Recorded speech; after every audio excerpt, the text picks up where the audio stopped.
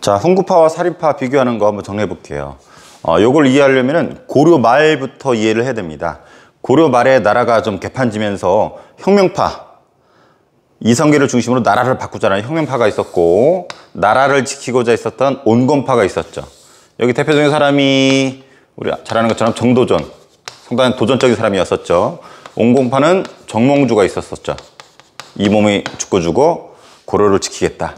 그래서 이 둘이 경쟁을 하다가 끝내 이쪽이 승리를 했죠. 그래서 만든 나라가 조선이었었고, 얘네들은 지방에 쫓겨나가지고 그냥 땅 밖에 있었어. 근데 문제는 얘네들이 권력을 쭉 잡고 가다가 단종 때 세종의 아들이었던 단종이 어린 나이에 왕이 되죠. 그러자 삼촌이 욕심이 나서, 왕위가 욕심이 나서 삼촌이었던 세조가 단종을 몰아내고 왕이 되죠. 이 사건을 계유정난이라고 한다 그랬어요.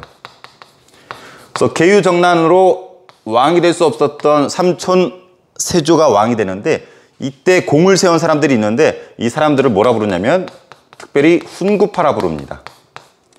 훈구파의 뿌리는 쭉 거슬러 가면은 고려 말에 혁명파가 되고, 얘네들이 조선을 세웠다가 특별히 세조가 왕이 되는데 공을 세운 사람, 이 훈자가 공훈자예요. 공을 세운 사람들이다 해가지고 훈구파라고 부릅니다. 근데 문제는 이 훈구파의 대표적인 사람이 누가 있었냐면 한명회라는 사람이 있었습니다. 우리 교과서에도 나오는데 이 새끼는 상당히 머리가 비상한 천재였긴 하지만 엄마 뱃속에서 되게 일찍 태어났대. 일찍 태어나면은 되게 머리가 좋은 것 같아. 왕이 될 수 없었던 세조를 왕에 앉힘으로써 힘이 엄청나게 세져요. 왕의 총애를 받고 심지어는 예종과 성종한테 자기 딸을 시집을 보내는 왕의 사위까지 됩니다. 그래서 한명회로 대표되는 이 훈구파들은 힘이 엄청 세죠. 그래서 너무 힘이 세다 보니까 견제할 세력도 없고 나쁜 짓을 일삼습니다. 남의 땅을 빼앗던지 심지어는 남의 부인, 아내까지도 빼앗을 정도로 나쁜 짓, 쓰레기 짓을 하던 애들이 이 훈구파였어요. 조선 초기엔 찬란한 문화를 피웠지만 이때는 힘이 너무 비대해지면서 나쁜 짓을 일삼는데, 심지어는 성종이 가만히 보니까 자기 장인 어른이기도 하고 자기 할아버지 왕이 되는데 도움을 준 훈구파이긴 하지만 성종이 보니까 이건 아닌 것 같거든. 그래서 이 훈구파를 견제하기 위해서 저기 지방에 짱박혀 있던 온건파들을 불러들입니다. 이 온건파들을 뭐라 불렀냐면 살인파라고 불렀어요.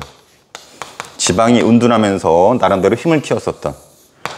그래서 이 살인파를 어디에 앉히냐면은 우리 앞에 배웠을 거예요. 3사.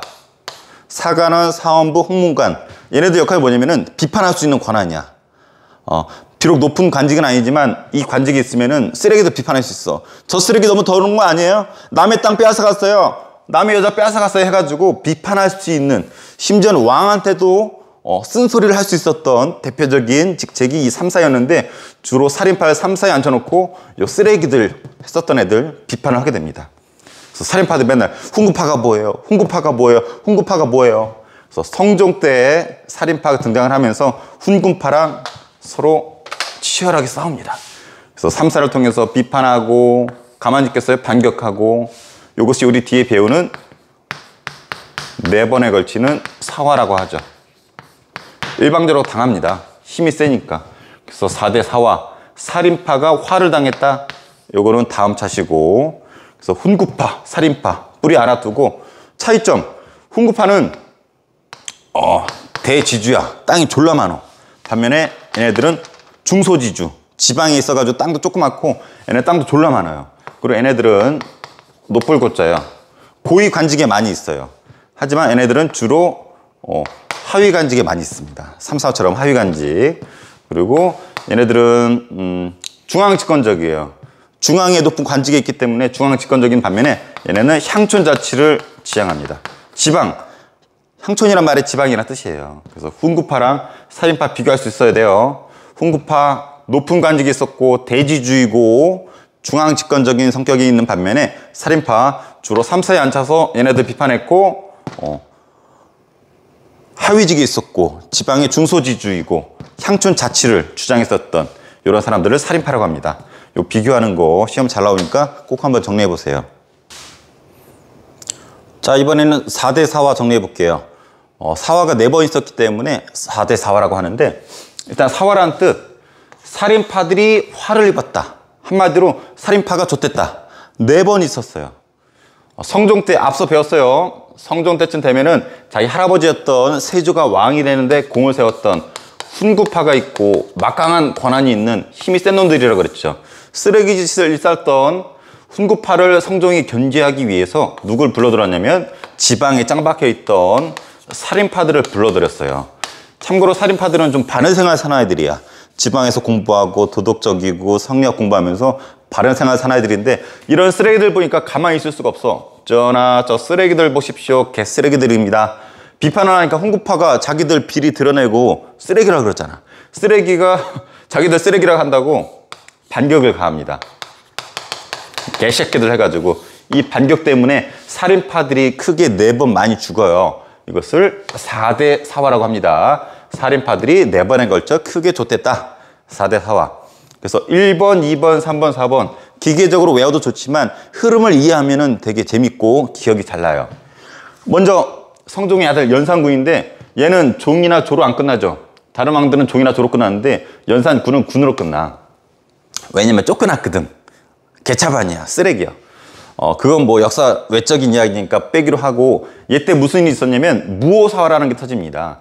김종직 아까 요 훈구파의 선생님 대표가 앞에 우리 한명회라고 했었을 거예요. 한명회. 그리고 살인파는 이때 대표적인 사람이 누가 있었냐면 김종직이라고 있었어요. 초울트라 바른생활 사나이인데 얘는 이미 연산군 때는 죽은 사람이야. 이미 죽은 사람인데 문제는 얘가 사초를 남겼네.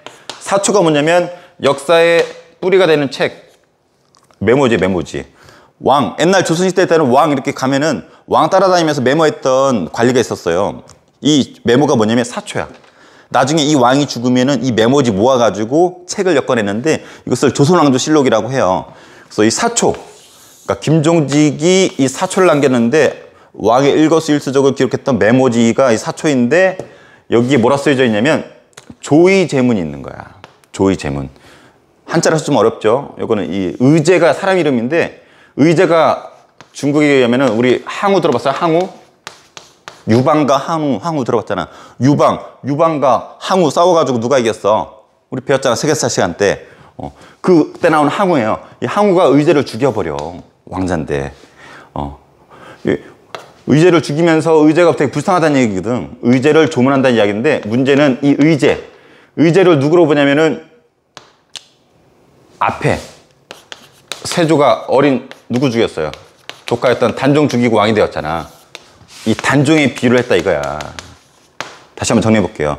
김종직의 조의제문을 훈구파들이 정리하다 본 거야. 오씨 뭐야 이거 의제를 조문한다? 우리 장례식장 가면 조문한다 그러잖아요. 의제를 조문한다는 뜻이에요.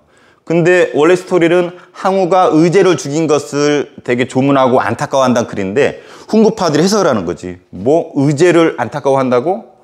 이거 단종을 죽인 세조 욕하는 거 아니야? 세조가 단종 죽였는데 항우가 의제 죽인 거를 조문하는 것처럼 세조가 단종 죽인 것을 조문하고 안타까워하는 거 아니야? 누가? 살인파 김종직? 딱 걸렸어 개새끼들 해가지고 김종직의 이 조의제문을 연산군한테 보여줘요. 연산군이 보니까 그럴듯하거든. 뭐 씨발 뭐야? 뭐 우리 세조 우리 할아버지 욕했어 개새끼들 해가지고 김종직을 비롯한 살인파들을 박살내버립니다. 근데 김종직이 이미 죽었잖아. 이미 죽은 사람을 관에서 꺼내가지고 목을 쳐버려요. 시체를. 이거를 이렇게 부르죠. 뭐라고 부르는지 아는 사람 댓글 좀 달아주세요. 죽은 사람 꺼내서 목 치는 거 땡땡땡땡 이렇게 불러요. 그래서 김종직은 부관 참시당하고 김종직의 제자들 수많은 살인파들이 이 무오사화 때 목이 날아갑니다. 그리고 연산군이 좀 사이코인 게 지 엄마 좀 닮았나 봐. 엄마가 윤씨였는데 성종의 부인이었어요. 근데 얘가 좀 질투심이 강해. 성종은 좀 부인복이 좀 없는 것 같아. 윤씨가 자기 남편 좀 질투도 좀 하면서 좀 개팍해가지고 밥상도 뒤엎어가지고 그냥 밥상에 김치가 그냥 성종 머리에 막 철푸덕 올라가기도 하고 심지어는 성종 얼굴이 저 용안이라 그래. 왕의 얼굴을 용안을 손톱으로 막 긁어버린 거야. 그때 이거 긁은 자국이 나고 그래서 신하들이 안 되겠다 해가지고 아무리 그래도 그렇지 왕비라고 그렇지 어떻게 왕의 얼굴에 손톱 자국 해가지고 윤씨한테 사약을 내려서 죽여버려. 이런 일이 있었는데 연산군 어릴 때라서 연산군은 몰랐거든. 심지어는 연산군한테 입조심 시켰어요. 야 씨발 연산군한테 왕자한테 아무 얘기하지 마 이렇게 시키들 해가지고 연산군은 왕이 될 때까지도 자기 엄마가 어떻게 죽은지 몰라. 그런데 이걸 또 어떤 사이코 새끼가 또 연산군한테 꼬드기네. 네 엄마 이렇게 해서 좆됐어 죽었어 해가지고 연산군 이 사이코가 안 그래도 사이코인데 얘가 사이코 된 이유가 엄마가 없어서 그랬던 것 같아. 이 연산군이 안 그래도 사이코인데 자기 엄마가 어떻게 죽었는지 알게 되면서 여기에 관련된 사람들 목을 다 베버립니다. 심지어는 이 살까지 갖다 바친 이 신하까지도 목을 베버려. 그래서 이때는 살인파도 피해를 많이 받지만 훈구파도 많이 죽어요. 그래서 전형적인 사화는 아니지만 살인파가 많이 죽었기 때문에 갑자사화. 자, 어때? 사이코에다가 지 엄마 복수 갚는다라고 또 사이코 짓을 해. 도력적으로 성리학 국가에서는 폐륜하거든. 그래서 안 되겠다 싶어서 신하들이 쿠데타 일으켜서 쫓아내버려요. 그리고 중종을 왕위로 앉히는데 쿠데타지. 역사에서는 반정이라는 표현을 씁니다. 조선시대 땐. 역사에서 두 번 있어요. 반정, 중종반정, 뒤에 인조반정. 먼저 첫 번째 중종반정으로 연산군이 쫓겨나고 중종이 왕이 되는데 문제는 얘는 조광조라는 사람을 끼고 정치를 해요. 조광조는 대표적인 넘버원 살인파. 원래 살인파는 발효생활 사나이들인데 얘는 더 오리지널 살인파야. 아주 초울트라 고지식한 조광조. 이름도 고지식해. 앞으로 해도 조광조, 뒤로 해도 조광조. 흔들림이 없어. 균형이 맞아. 조광조. 그래서 얘를 데리고 교육을 정치를 하는데 너무 고지식하거든. 심지어 중종마저도 막 스트레스 받아. 너무 고지식해. 전하 공부하셔야죠. 잠깐 롤 한판 하고 전하 공부하셔야 합니다. 잠깐 새끼야 일 좀 하고 전하 공부하셔야죠. 너무 고지식하니까 중종마저도 자기가 데리고 일하면서도 막 짜증이 나는 거야. 근데 조광조가 전형적인 초울트라 바른생활 사나이긴 하지만 일은 잘했어요. 그래서 이 조광조의 개혁정치 때문에 사화가 벌어지는데 어떤 일을 했는지 좀 알아둬야 돼. 첫 번째, 이런 일을 해요. 소격서라는 걸 폐지해. 이거는 궁궐내에 있던 도교 사당이라고 보면 있는데 도교랑 관련된 어떤 제사 지내거나 뭐 행사를 하는 그런 곳이 소격서인데 이걸 폐지시켜요. 당연하죠. 초울트라 바르생활 사나이 성량만 인정하기 때문에. 그래서 도교랑 관련된 건물 소격서를 폐지시킵니다. 그리고 위훈삭제. 그리고 세 번째 혈량과. 특히 혈량과는 뭐냐면은 추천제예요. 추천제. 이번 시험 범위 들어가지 않지만 조선시대는 관리가 될 수 있는 방법은 FM은 과거 시험을 통과해야 돼. 아니면은 음서라 문음이라고도 하죠. 음서 통해서 추천을 하든지. 근데 시간이 오래 걸려. 근데 과거 시험 몇 년에 한 번 본단 말이야. 근데 이건 추천이야. 혈량과. 자기 같은 바른생활 사나이들, 이 살인파들을 빨리 중앙으로 등용하기 위해서 혈령과라는 걸 실시를 합니다. 그래서 살인 막 불러들이고 소격서 폐지하고. 근데 요거 때문에 속된 말로 조광조가 목이 날아가요. 위훈삭제. 위가 가짜 공은 배웠죠. 훈구할 때 훈. 가짜 공신이 있다라는 거야. 가짜로 공을 세운 사람을 삭제해야 된대. 여기서 말하는 공은 뭐냐면 중종방정으로 왕이 되었죠. 그럼 여기에 기이한 신하들이 있을 거 아니야. 걔네들이 공신이 되었는데 조광조 가만히 봤더니 저 새끼들 중종반정 있을 때 집에서 롤하고 있었거든. 보니까 롤 했던 기록이 남아있어. 이 새끼들 가짜거든. 가짜인데 저 새끼들 공신이 되었습니다라고 위헌 삭제하다 주장하는 거야. 그럼 그 가짜 공신들 되게 당황스럽고 똥줄 타겠죠. 안 되겠다 싶어가지고 조광조한테 반격을 가하죠. 어떤 반격을 가하냐면 이걸 준비했어요. 이게 뭐야? 이파리에다가 꿀을 발랐대. 그래서 뭐라 썼냐면 주, 초, 위, 왕 이렇게 썼대요. 이게 무슨 말이냐면 주, 초, 위, 왕. 주, 초, 위, 왕. 네 글자인데 이거 원래 다른 글자인데 이걸 합치면은 이게 조씨가 돼요. 조. 여러분 중에 조씨 있죠? 조 누가 있냐? 조 써주세요. 조. 한마디로 조씨가 왕이 된다라고 이렇게 써놓고 여기 꿀을 발라놓고 애벌레가 갉아먹게 시킨 거야. 그거 지나가다가 왕이 이렇게 보니까 이걸 가져온 거지 신하들이. 전하 이상한 게 있습니다. 가서 봤더니 주초위왕 조씨 왕이 된다? 씨발 이거 무슨 소리야? 조씨 왕이 된다니 내가 왕인데 해가지고 왕이 눈이 뒤집어가지고 조씨? 그 당시 때 이런 개혁으로 인기가 높았던 조광조가 왕이 된다라고 해가지고 조광조를 죽였다라고 이렇게 알려져 있지만 이건 하나의 야 바보가 아닌 이상 중종도 알지. 근데 옳지 씨발 나 롤 해야 되는데 맨날 공부하라 그러지. 과격한 개혁해서 인기도 이렇지 해가지고 죽일 기회만 노리고 있었는데 딱 훈구파들이 세팅해 준 거지. 전하 보십시오. 조씨가 왕이 된대요. 너 목 딴데 씨발 해가지고 중종이 조광조 목을 베버립니다. 그래서 주초위왕 이런 거 특히 위헌삭제 때문에 목이 날아간 조광조만 날아갔겠어요? 조광조가 불러들인 헬랑가로 불러들인 수많은 사람파들이 죽임을 당하죠. 그래서 무오사화에 이어서 기묘사화도 역시 수많은 사람파들이 목이 날아갑니다. 그 다음에 이제 인종이 잠깐 왕이 되었다가 명종 왕이 되는데 이때는 크게 중요하진 않아요. 이거는 이제 대윤과 소윤의 싸움 때문에 여기 휘말려서 살인파들이 많이 죽었다 그러는데 대윤, 소윤, 작은 윤, 뭐 적은 윤이라고 그러는데 인종의 이제 외삼촌이 윤임이라는 사람이었는데 윤임을 따르던 수많은 사람들이 있을 거고 근데 이제 명종을 따르는 애들이 이제 소윤이었는데 여기 윤원영이라 그래요. 윤원영을 따르던 수많은 사람들이 있었는데 처음에는 이쪽 인종의 삼촌이었던 윤임 쪽을 따르던 사람들이 권력 잡았잖아. 그러니까 이쪽을 아주 무시한 거야, 개새끼들. 그러다 근데 얘가 금방 죽어. 근데 명종을 따르던 윤원영을 따르던 이 사람들이 이제 권력 잡았잖아. 얘가 죽고 얘가 권력 잡으니까 이쪽을 힘이 세졌겠죠? 그래서 다시 이제 이쪽을 이제 반격하죠. 개새끼들 하니까 개새끼들 해가지고 요 둘의 이 외척이라 그래요. 외삼촌, 이 외갓집 친척들 외척이라 그러는데 왕의 외척들끼리 서로 주고받고 개새끼들 해가지고 여기 휘말려서 또 살인파들이 많이 죽어. 훈구파도 죽지만 이것을 을사사화라고 합니다. 그래서 총 4번의 사화 있습니다. 정리해줄게요.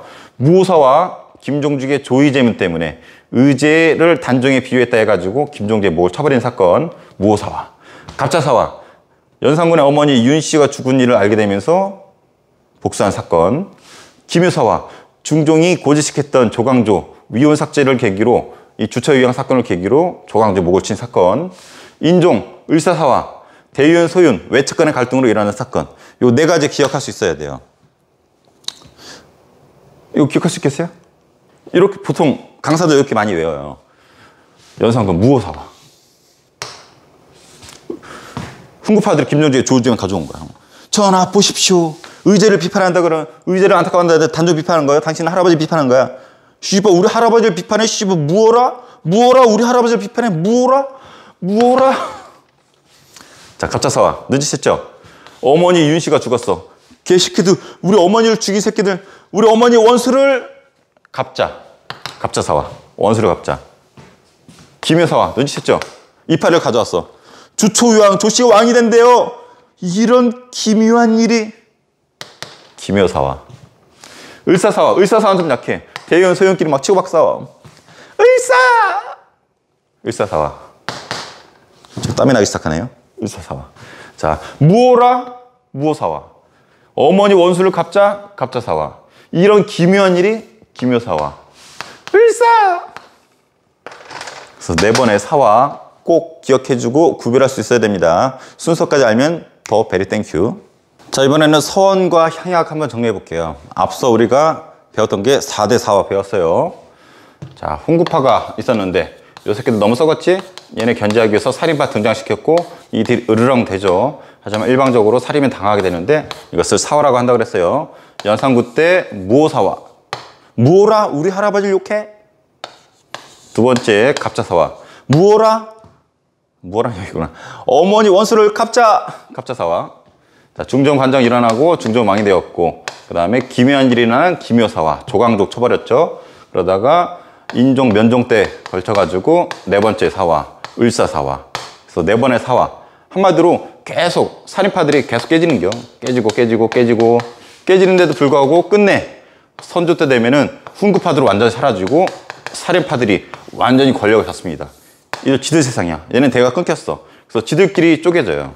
이거를 우리 붕당정치라고 한다고 아마 조민 선생님이 수업했었을 거예요. 그래서 4번의 사화 구별하는 거 순서 꼭 알아두라 했었고. 근데 문제는 계속 당하고 있잖아, 살인파들. 이렇게 당함에도 불구하고 살인파들이 살아남을 수 있었던 이유가 있었어요. 얘네들 죽여도 계속 살아나. 그래서 얘네들이 살아날 수 있었던 권력 기반이 2개 있습니다. 첫 번째, 서원이라는 거예요, 서원은 지금으로 치면은 사립중고등학교예요. 지방에 있는 사립중고등학교를 서원이라고 그러는데 어디 서원 출신해가지고 이 살인파들의 어떤 배출하게 되는 근거지가 되는 거야. 우리가 지금 대천중학교잖아요. 대천중학교 출신들이 나와서 힘을 과시하게 되면은 걔네들이 살인파가 되는 거야. 서원. 그래서 우리가 서원하면 꼭 알아야 될 게, 서원이 뭐 하는 것 같아? 선생님 방금 사립중고등학교라고 얘기했었는데 얘네가 하는 역할은 두 개예요. 당연히 학교니까 교육도 하겠죠. 뭘 공부하냐면 성리학을 공부해요. 근데 문제는 지금과 다르게 제사까지 지내요. 이 제사는 앞서 돌아가신 유명한 성리학자들 있죠. 공자가 될 수도 있고 맹자가 될 수도 있고 우리나라 유명한 학자가 될 수도 있고, 이거는 서마다 다른데 제사를 지내게 됩니다. 그래서 교육과 제사라고 하는 양대 산맥을 제사를 지내게 되고, 조선은 문제는 이제 성리학 국가잖아. 이런 것도 되게 중시하게 됐잖아요. 그래서 때에 따라서 왕이 사액을 주게 돼요. 사액. 사액이 뭐냐면 이게 줄사자야. 샌드 보내주다, 액자. 그 서원에 왕께서 직접 현판이죠. 대천 서원 해가지고 딱 액자를 내려 보내줘. 그러면은 사익을 받은 이 서원에 뭐가 주냐면 땅도 주고 노비도 주고 책도 줘요. 뭘 받으면? 사액 받으면. 그래서 우리가 꼭 기억해야 될 게, 최초의 사액 세원 정도는 기억해줘야지. 어느 서원이 최초로 사액을 받았느냐? 그것은 주세붕이라는 사람이 만든 서원이 있어요. 주세붕이 만든 서원 이름이 원래 백운동 서원이거든. 근데 원래 이름 백운동 서원인데 이게 최초로 사익을 받았어. 최초로 왕께서 현판 내려주고 땅 노비 책 주면서 최초 사익 받으면서 서원의 이름이 못 쓰고 있니 선생님? 지금 선생님 지금 우리 학교 개교기념일인데 혼자 지금 학교 나와가지고 지금 멘붕 상태로 지금 이거 하고 있는 거예요. 지금 멘붕이라서 그래. 소수서원이라 그래. 소수서원. 그래서 서원 이 정도는 그래도 알아둬야 될 것 같아요. 교육과 제사를 담당하고 사익을 받으면은 졸라 좋은데, 최초의 사익 서원은 원래 주세붕이라는 사람 만든 백운동 서원이었지만 사익을 받고 소수 서원으로 이름을 바꿨다. 여기서 더 중요한 거는 이 서원이 뭐에 기반이 되었다? 살인파들이 내번에 저 터져도 끝까지 살아남을 수 있었던 살인파들의 어떤 배출지, 어떤 근거지, 힘의 원천, 이런 게 되었다라는 거죠. 그럼 두 번째, 두 번째는 뭘까요? 살인의 두 번째 힘의 원천은 향약입니다. 종치네요.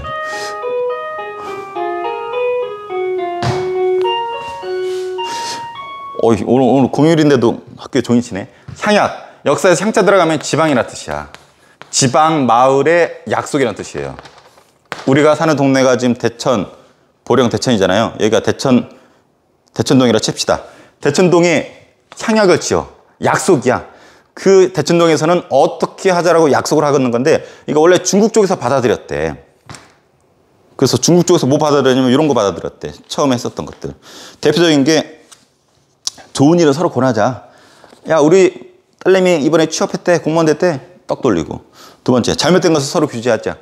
야, 쟤 학교 뒤에서 담배 펴. 야, 저 새끼 싸대기 날려. 그 다음에 예의 바른 풍속은 교제하자. 풍속 좋은 거. 아침에 와서면 인사 먼저 하고 이런 거. 그 다음에 어른이랑 서로 돕자. 야, 누가 담배 피다가 혀가 뒤었대. 반창고 발라줘. 뭐 이런 거. 좀 안 좋은 일은 서로 돕자. 뭐 이런 것들. 그래서 그 마을, 그 지방의 약속인데 누가 이거 주관할까? 누가 이거 컨트롤할까? 사림이 주도하는 거야. 사림이 주관합니다. 사림이 주관해가지고 야야야, 학교 뒤에 담배 피는 새끼들 일로 와봐 씨발. 나 사림인데 꿇어 해가지고 사림이 혼내키고, 야야야 왔으면 떡 돌려야지, 이런 거 좋은 거 이렇게 하고, 떡 안 돌렸어? 에헤이, 우리 마을의 향약을 지키지 않았구만 해가지고 사림이 이런 향약을 주관하면서 역시 그 지방의 주도권을 누가 가져가는 거야? 사림이 가져가는 거죠. 그래서 향약이 중요해요. 그 마을, 향촌을 지배하는 향촌의 약속이다. 사림이 주관하기 때문에 사림이 힘이 세다. 그리고 이런 사림은 서원을 통해서 계속 배출이 된다. 생각해봐. 보령이야. 보령 서원을 통해서 보령 사람들 계속 나와. 보령 지역에 향약을 지어서 그 사람들이 그거를 통제해. 짱이겠죠. 그러니까 얘네들이 저 터져도 계속 진출하고 끝내 사림의 세상이 된 거죠. 훈구는 역사에서 사라집니다. 그래서 꼭 기억해 주세요. 서원과 향약은 뭐의 권력 기반이 되었다? 살인파들의 권력 기반이 되었다. 자, 이번엔 붕당 정치의 시작 부분 한번 정리해 볼게요. 붕당이라는 표현이 우리 조선시대에 나오는데 한마디로 지금으로 치면 정당이라고 보면 돼요. 지금 우리 뭐 더불어민주당, 뭐 국민의힘 이런 굵직굵직한 정당들 있잖아요.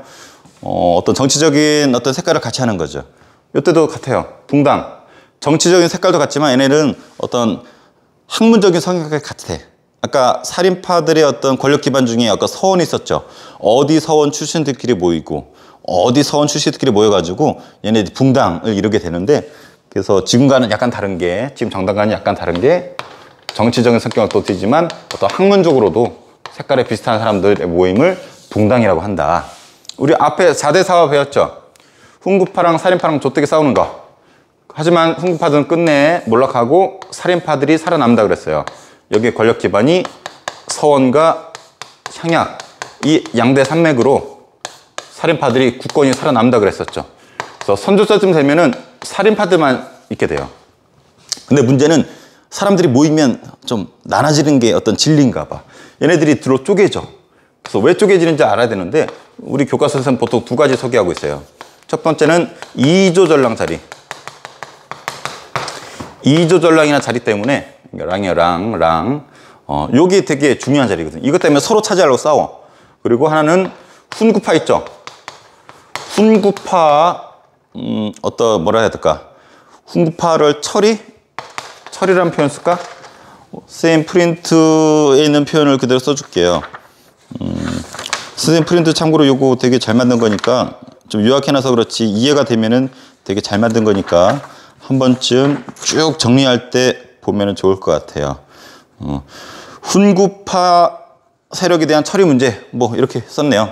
교과서도 아마 이렇게 돼 있을 거야. 선생님 프린트가 교과서 정리한 거라서 요 두 개 가지고 동인과 서인으로 쪼개집니다. 이건 단순히 서울 기준 동쪽이 있었고 서쪽이 있었기 때문인데 요거 가지고 입장 차이가 있어요. 이조전랑, 너네 삼성육부 기억나요? 조선시대에는 의정부가 있고 요 아래 이호, 예병, 형공 해서 이조, 형조 이런 식으로 해가지고 조가 6개 있었어. 그 중에 이조에 이조전랑이라는 자리가 있어요. 높은 관직은 아니야. 높은 관직은 아니지만 이게 왜 중요하냐면은 3사 있죠. 3사 역할 뭐라 그랬어? 살인파들 많이 안 친다 그랬잖아. 남을 비판할 수 있는 권한이 있었어. 전하, 헌고파 한 명의 쓰레기가 어떤 쓰레기를 죽는답니다. 그건 잘한 거잖아. 쓰레기를 버린답니다. 이런 식 해가지고 비판할 수 있어. 그리고 왕한테 전하 아니되옵니다. 왕한테 대들 수 있었고, 전하 그건 아니지 않습니까? 해가지고 왕한테 대들 수 있고 비판할 수 있고, 관리들 쓰레기짓 하는 거 비판할 수 있고. 그러니까 이게 3사 이 자리를 얘네들이 추천할 수가 있었어. 그리고 심지어는 이 중요한 자리를 자기가 퇴임하잖아. 자기 뒷자리를 딴 사람한테 맡길 수가 있었어. 자기가 승진하거나 퇴임하면은 자기 후임자를 딴 사람을 앉힐 수 있는, 추천할 수 있는 권한이 있었어. 그래서 이 이조전랑 자리를 누가 차지하냐에 따라서 자기들 입장이 되게 유리해지는 거지. 그래서 이거 차지하려고 동쪽에 살던 동인과 서쪽에 살던 서인들이 쪼개졌어요.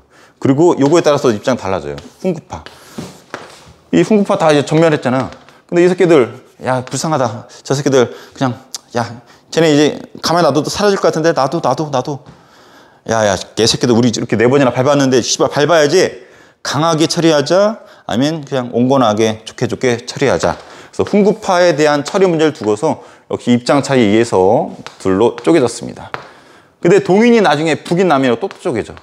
나중에 서인한테 서운하거든. 그래서 서인에 대한 공격을 두고서 씨발 강하게, 개새끼들 우리 밟았잖아 해가지고 강하게 또 아니야, 야 좋은 게 좋은 거야 해가지고 또 입장 차이를 두고 또 쪼개져요. 참고로 광해군은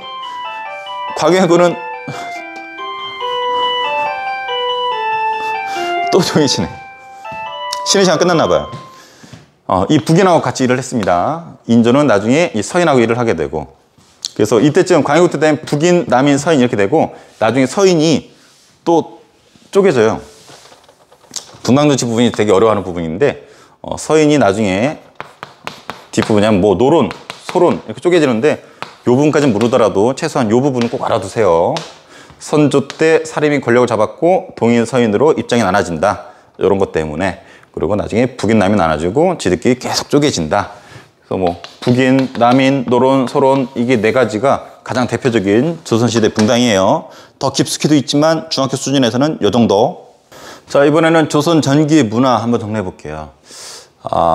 이쪽은 원래 그냥 조선의 문화 하면 되는데 교과서에도 이렇게 표현이 안 돼 있어요. 전기라는 표현을 쓰는데 선생님이 이렇게 써주는 이유는 고등학교 가서도 역사를 할 거고 이 중에 상당수는 또 한국사 능력 검정 시험이나 공무원 시험을 볼 거기 때문에 한국사 능력 검정 시험에 이거 구별을 해야지 시험의 문제를 풀 수 있거든. 고등학교도 그렇고. 조선시대는 전기랑 후기로 나눌 수 있는데 기준이 되는 왕은 선조입니다. 왜냐면 이때 임진왜란이 터졌기 때문에. 그래서 임진왜란 전을 전기라고 하는데 지금부터 볼 거는 이 전기 때 만들어진 문화들이에요. 전기 때는 보다시피 특히 과학기술이나 한글 등을 보더라도 엄청 창의적이고 되게 과학기술 수준이 그 당시 기준으로는 높았던 그런 시대인데 뒤로 갈수록 이런 부분이 되게 성리학 위주로 흐르다 보니까 탁상공론적이고 좀 뭐라 그럴까 좀 고리타분하고 좀 그런 분위기인데 조선 전기만 하더라도 엄청 되게 창의적이고 진취적이고 막 그런 문화들이 많이 있어요. 그래서 여기 원래는 1시간 정도 해야 되는데 시간상 짧게. 자, 조선 전기 문화의 특징을 한마디로 표현하면 우리 교과서에서는 요 세 가지 테마로 잡고 있습니다. 양반 중심의 문화이다. 그래서 뭐 글, 그림, 뭐 도자기 막 나오는데 요거는 생략했어요. 교과서에 있으니까 공부할 친구도 해보고. 그 국가주도다. 요거는 되게 중요해요. 우리 훈구파가 처음에 권력 잡았잖아. 더 설명 어려우니까 국가주도의 작품들이 많이 있습니다. 특히 요 상당수는 거의 국가가 주도한 것들이야. 그리고 과학기술이 발달했던 게 특징인데 하나씩 볼게요. 수없이 많아요. 선생님 프린트를 보면은 주제별로 정리가 되어 있고 그 중에서 꼭 알아야 될 거 색깔이 되어 있고 그림이 있습니다. 특히 한국사 능력 검정 시험이나 수준 높은 문제 공무원 시험 준비하고 싶으면 이 그림까지도 같이 정리해 두면은 어차피 공부할 거 학교 시험 공부할 때 공부하면 좋습니다. 자, 경국대전 헌법이요. 조선의 헌법. 그래서 세조부터 해가지고 성종 때 우리 고려도 성종 있고 조선도 성종 있죠. 조선 초기에 딱 끊을 때 여러분 첫 페이지가 태조 이성계부터 해가지고 태전대세 문단세 뭐 성종으로 끝나요. 왜냐면 성종 때 이게 완성이 돼. 헌법이라는 게 뭐야? 한 나라의 기틀이잖아. 기틀. 나라의 틀이 여기에 다 담겨 있어. 뭐 의정부, 육조, 죄 지었을 때 어떻게 하고 등등등등. 그래서 6조 아까 있죠? 6개 분야를 해가지고 정리가 잘 돼 있어요. 그래서 요거 이해하면은 조선시대 웬만한 틀을 다 이해할 수 있는 거야. 우리 대한민국 이해하려면 대한민국 헌법을 보면 돼요. 뼈다구라 보면 돼요. 뼈. 선생님 지금 여기 목뼈가 좀 상태가 안 좋아서 여기 목 디스크 걸려가지고 지금 팔이 좀 저리고 아픈데 요거 하고 있지만 선생님 지금 헌법 중에서도 이 목 부분에 있는 헌법 부분이 좀 잘못된 거죠. 경국대전. 조선을 이해하려면 꼭 이해해야 되고 성종 때 완성이 되었다. 상식 이 정도는. 조선왕조실록. 아하, 너무 중요하죠. 요거는 이 훈문정음과 동시에 훈민정음 해례본과 동시에 세계 기록 문화유산으로 등재되어 있어요. 기록 분야에서 세계가 인정할 만한 가치가 있다는 거죠. 조선왕조실록은 왜 중요하냐면 아까 얘기했을 거예요. 왕이 있으면은 왕 뒤에 졸졸졸 따라다니면서 펜하고 종이 들고 다니는 애들이 있어. 그러면 왕 가잖아? 막 따라다니면서 적어. 왕께서 화장실? 왕 변비 씨? 뭐 이런 식으로 적는 거야. 얼마나 이게 정확하냐면 수업장에 얘기해 줬어요. 이성계가 말 타고 가다가 장군이잖아. 활 막 쏘고 막 가오잡다가 말에 뚝 떨어진 거야. 그러더니 뒤에 사관이라 그래. 와가지고 써서 이성계 말에서 떨어지다 퀵퀵퀵 병신 이렇게 써는 거야. 쪽팔리잖아. 불렀지. 사관. 야 한번 보여줘 했더니 못 보게 돼 있거든. 빡 이래 날린 거예요. 못 보십니다. 그리고 그러면은 못 보니까 쪽팔리니까 그건 좀 지워주게 했더니 뭐라 썼냐면 이성계 이 새끼가 나보고 지워달라고 했음. 그것까지 다 적어놓은 거야. 요게 기록에 남아있어요. 이건 내가 지은 예가 아니라 실제로 적혀 있어요. 이성계가 기록 지워달라고 했음. 그것까지 기록할 정도로. 심지어 그 후대 왕들도 이 조선왕조실록 있죠. 요 메모 엮은 게 조선왕조실록이거든. 이거 보려고 그랬었는데 자기 조상들 거 보려고 그랬는데 아무도 못 봤어. 왜냐면 왕께서도 못 보게 제도적으로 해놨거든. 그러니까 어떻게? 아주 정확하겠죠. 왕 눈치 보지 않고 있는 그대로 적었기 때문에 아주 정확해. 중국도 이게 있지만 중국도 엄청나게 많거든. 하지만 우리나라 그 정확성은 따라갈 수가 없어요. 그래서 조선시대를 이해하려면 이거 보면은 웬만한 거 다 할 수 있어. 그래서 우리가 삼국시대보다 조선시대 잘하는 이유가 이거 다 기록해놨거든. 꼭 기억했어요. 훈민정음 한글이라고 하죠. 나라 말싸미에 빙긋가 달가 우리 불쌍한 백성들이 자기 말과 자기 뭐 감정을 어쩌고 표현할 수가 없네. 우리 백성을 좀 불쌍히 여기사 28자를 창제했다고 하잖아요. 이건 말 안 해도 알죠. 우리 조아라 선생님께서 우리 김현정 선생님께서 아주 친절하게 알려줬을 거예요. 3학 국어 선생님 또 있나? 아무튼 기억나는 두 분 친절하게 알려줬죠. 백성을 깨우치는 제대로 된 소리 이런 뜻이죠.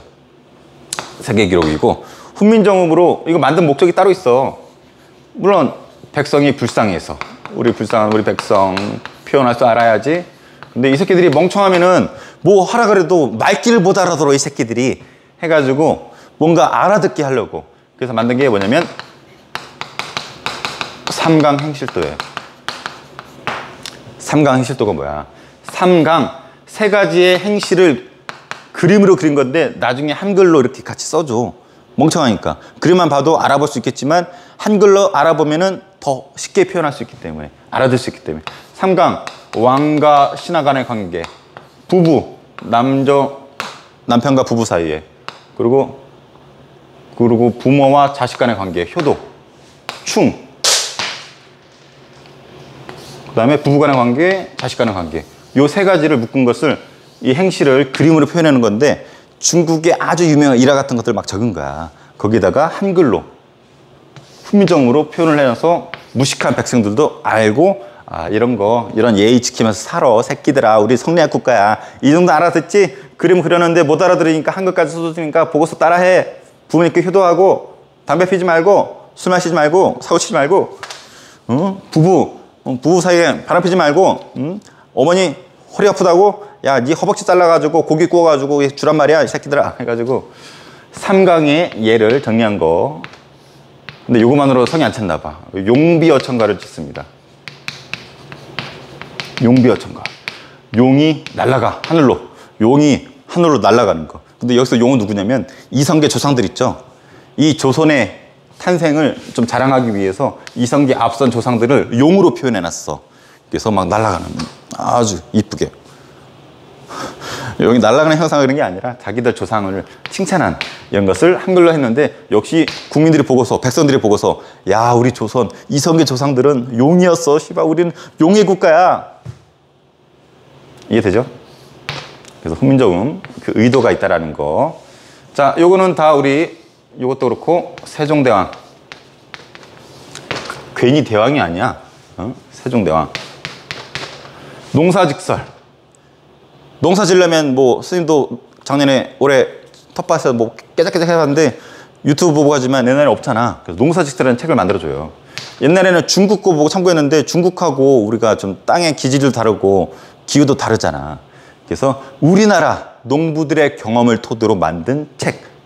우리나라 칠정산 우리나라 해나 달, 별, 어떤 천측 뭐 역법 같은 거. 역법이 뭐냐면 해 움직이고 뭐 일식, 월식 이런 거 있잖아. 이런 거 따지는 거. 원래는 외국 거 따라 썼거든. 근데 우리나라 서울을 기준으로 한양을 기준으로 우리나라 기준으로 향약 식성방 약을 정리한 건데 향 우리 고향 우리나라의 약을 정리한 거예요. 우리나라 농사 경험 우리나라 하늘 역법 우리나라 약 정리 다 뭐예요? 우리나라를 기준으로. 그래서 여기에 나오는 표현은 자주적이다. 우리나라를 기준으로 했구나. 자주적이다. 꼭 알아두고 과학기술 특히 세종 때 많이 발달했죠. 특히 여기 있는 거 다 세종 때잖아. 우리 장영실 들어봤잖아.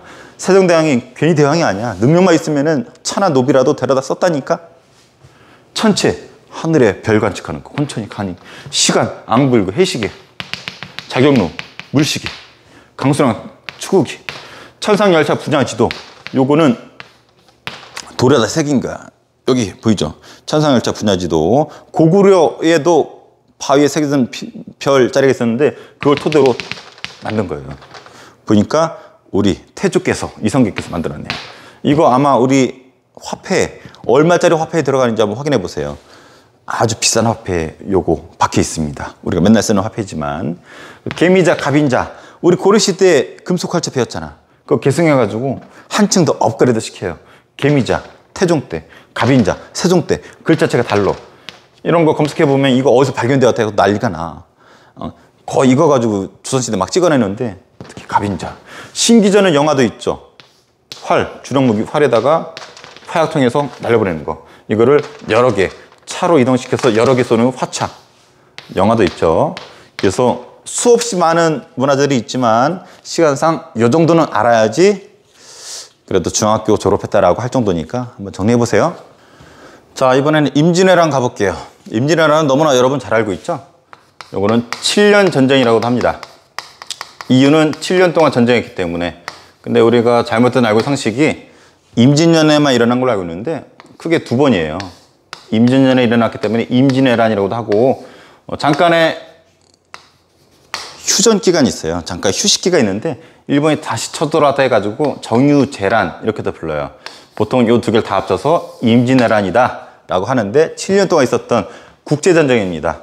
관련된 나라는 이렇게 되죠. 배경 왜 일어났냐면, 일단 요 외놈 새끼들이 원래 전국시대라고 해가지고 지들끼리 치고받고 했었는데 100여 년 동안 요거를 통일한 사람이 등장하죠. 얘가 누구냐면 너무나 잘 알고 있는 도요토미 히데요시죠. 도요토미 히데요시가 전국시대를 통일하고 불만에 쌓인 무사들의 어떤 관심을 딴 데 돌리기 위한 분출구로 명나라랑 조선을 돌아보게 되죠. 그래서 요 새끼가 이런 말을 하죠. 정명가도, 이게 무슨 말이에요? 명나라를 정보를 하러 갈 테니 길을 빌려달라. 야, 우리 명나라 공격할 거니까 조선 너넨 길 좀 대줘, 빌려줘, 이런 건데 조선 입장에서 어떻게 했어요? 꺼지세요. 무슨 말도 안 되는 소리세요, 이런 거죠. 근데 이때 문제는 조선의 그 당시 상황 한번 볼게요. 두 가지 볼게요. 국방력이 제로야. 왜냐면 이성계가 조선을 세운 뒤로 큰 전쟁이 한 번도 없었어. 제대로 된 전쟁이. 그러니까 조선이 1392년에 시작되거든요. 근데 저게 1592년이야. 그러니까 200년 동안 전쟁을 안 한다 생각해봐. 전쟁 대비가 제대로 됐겠어요? 그래서 물론 기회는 있었어. 왜냐면 우리 선조 때거든. 동인 서인 나눠드는 거 기억나요? 동인 서인들이 가가지고 일본을 염탐했어. 도요토미 히데요시라는 사람이 등장해서 전쟁 준비한다는데 한번 염탐하러 갑시다 해서 봤는데 의견이 나눠져. 갔다 와가지고 어떤 놈은 일본 도요토미 히데요시는 쥐새끼 같아가지고 전쟁 일으킬 놈이 안 돼요. 우리 종민TV도 나왔지만 쥐새끼 저새끼 찐득이 잡히실 놈이에요. 이 정도. 한 놈은 아닙니다. 도요토미 히데요시 눈빛이 장난이 아닌 게 박정희 선생님 눈 같은 게 아주 강인한 카리스마 때문에 쳐들어올 것 같아요. 전쟁 준비해야 돼요. 이렇게 의견이 엇갈려. 그래서 국방력은 준비가 안 돼 있고 우리 정치권이 분열해 있었다. 동인 서인으로 나눠져서 제대로 대비를 하지 못했다. 이 멍청한 왕이 대비를 안 한 쪽으로 의견을 들어주죠. 명나라는 어땠을까? 명나라는 북쪽으로 몽골 쳐들어오고 남쪽으로 요 왜구 새끼들 깝치는, 우리 세계사 시간에 배웠어요. 북로 남해로 되게 좀 골머리 섞고 있었어. 북쪽에 몽골, 남쪽에 왜구 새끼들 깝치는 북로 남해로 약간 머리가 복잡한 상태였었고, 조선은 지들끼리 싸우고 있고 국방력 준비가 안 돼 있었고, 외놈 새끼들은 도요토미 히데요시가 포르투갈 애들로부터 조총을 준비해가지고 정명가도란 목적하에 전쟁을 준비하고 끝내 부산으로 쳐들어오죠. 그래서 전개. 자, 여기 대마도를 거쳐서 부산으로 쳐들어와요. 그래서 부산성, 동래성, 아작을 내죠. 그리고 쭉 진격을 합니다. 당황스러운 우리 조선의 선조께서는 장군을 시켜요. 그래서 각지에 사람들을 일로 긁어 모아. 여기가 어디냐면 충주예요. 충주 탄금대라는 곳에서 배수해진 뒤에 강을 끼고 앞서서 신립장군 지휘 아래 전투를 하지만 개박살이 납니다. 여기서 활약한 장군 신립장군 역시 전사하죠. 그래서 여기서 안 그래도 군대를 모아가지고 한팡 벌일 계획이었는데 여기서 아작이 나버려. 왕께서 시급하죠. 시발 좆됐다. 왜냐면 일본의 조총 같은 거 몰랐던 거야. 신립장군도 유명한 장군이지만 조총의 위력을 몰랐던 거지. 배수진을 친다라는 거는 도망갈 것을 없이 한마디로 나 좆되겠습니다 라고 하면서 실제로 좆됐죠. 그래서 파죽지세로 일본이 오니까 왕께서 우리 한양 서울을 버리고 도망을 칩니다. 의주까지 도망가요. 심지어는 명나라한테 형님 나 좆됐슈 나 가게 해줘 했더니 명나라가 골치 아프거든. 씨발 일본 새끼들 왜 온대? 우리 명나라 치러 온대요. 조선 왕한테 카톡 왔는데요. 자기 온대요. 야 카톡 차단해 해가지고 왕 차마 가지도 못하고 전전긍긍하죠. 이때 명나라가 어쩔 수 없잖아. 그래서 명나라가 군대를 보내줍니다. 명나라 군대가 우리나라에 들어오게 되죠. 그래서 전쟁이 조선과 명나라가 손을 잡고 외놈들과 싸우는 임진왜란 형상이 벌어지게 되죠. 그래서 잠깐 휴전됐지만 다시 정유전에 퍼지는 이런 현상입니다. 참고로 일본은 정명가도하에 쳐들어왔는데 얘네 작전 명칭이 뭐였냐면 이런 방침이었어. 수륙병진. 발음 잘해야 돼요. 수륙병신 아니에요. 수륙병진. 물수 육지. 물과 육지로 병 같이 진격하겠다. 진격의 거인. 물과 육지로 같이 진격하겠다. 이게 무슨 말이냐면 육지로 가면은 이때 제일 전쟁할 때 중요한 건 먹는 거거든. 군량미. 여기가 전라도잖아. 전라도가 곡식이 많어. 농사 잘 돼. 그래서 일본 애들은 해군을 통해서 여기 차지해서 이렇게 배 타고 올라가면서 먹을 것을 떨궈주겠다. 그래서 쭉 진격해서 한반도를 조선을 먹겠다. 이런 작전이었어요. 요 작전 좋았어. 근데 문제는 육지에서는 파죽지세로 심지어는 평양까지도 차지하거든. 성공했어. 근데 여기서는 실패하죠. 이건 너무나 여러분 잘 알잖아. 누구 때문에? 리순신. 누구? 리순신. 누구? 리순신. 리순신 하면은 우리 이순신 하면은 최근에 뭐 우리나라 역대 관중을 모았던 명량대첩, 그 다음에 올해 개방했었던 한산도 대첩, 한산이라고 하죠. 그것 때문에 요 수륙병진 작전이 좌절이 되고 끝내 이 전쟁에서도 우리나라가 일본을 무찌를 수 있었던 엄청 큰 기여를 하죠. 결정적이었었죠. 그래서 영웅이잖아. 우리나라 영웅 넘버원. 종민도 아니고 이순신. 수륙병진을 좌절시킵니다. 근데 우리 왕이 졸라 불쌍해. 다른 나라에 도망치려고 그랬고 근데 왕도 걱정됐나 봐. 자기가 잡혀서 죽으면은 조선이 망하잖아. 그래서 자기 아들을 왕으로 또 앉혀요. 그래서 선조가 있고 지 아들을 또 왕으로 앉혀. 두 번째 왕. 얘가 광해군이죠. 혹시 이거를 뭐라고 하는지 아는 사람? 왕도 있는데 또 다른 왕을 앉혔어. 이것을 이렇게 부르는데 초성. 아는 사람 댓글 달아주세요. 비읍지읒.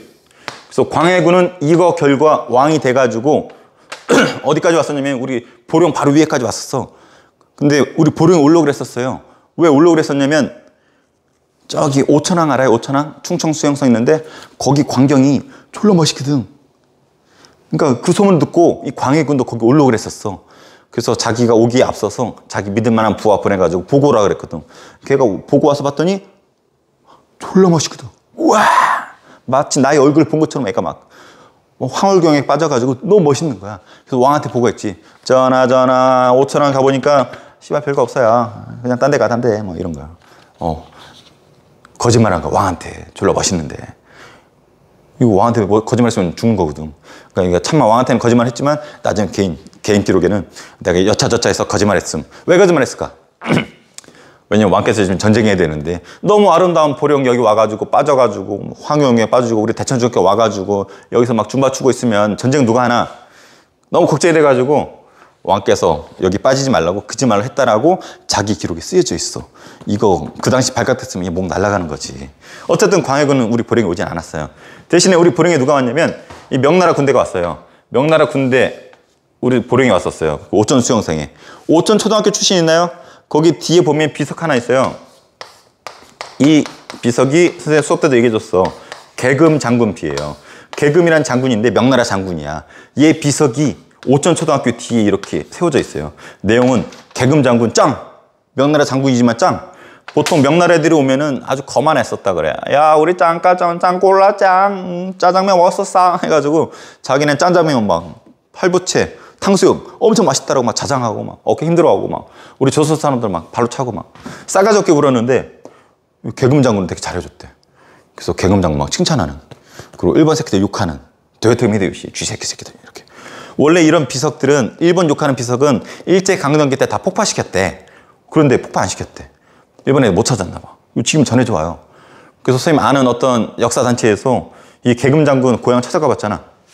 가서 봤더니 명나라에서 썼던 그 주소 있죠. 계금장군 비석, 계금장군의 주소 옛날 거 찾아서 갔더니 명나라 주소 찾아서 갔더니 후손들이 아직도 그 주소에 살고 있더래. 그러니까 명나라 때 주소가 지금 중국 주소하고 그대로 일치한다라는 거야. 그리고 이 계금장군 후손들 불러가지고 보령에서 되게 밥도 먹고 했었대요. 새는 못했었지만 들었어. 그래서 우리 보령 계금장군 비 광해군도 거기 오천 수용성에 올 뻔했었다. 거기 유명한 정자 하나 있잖아.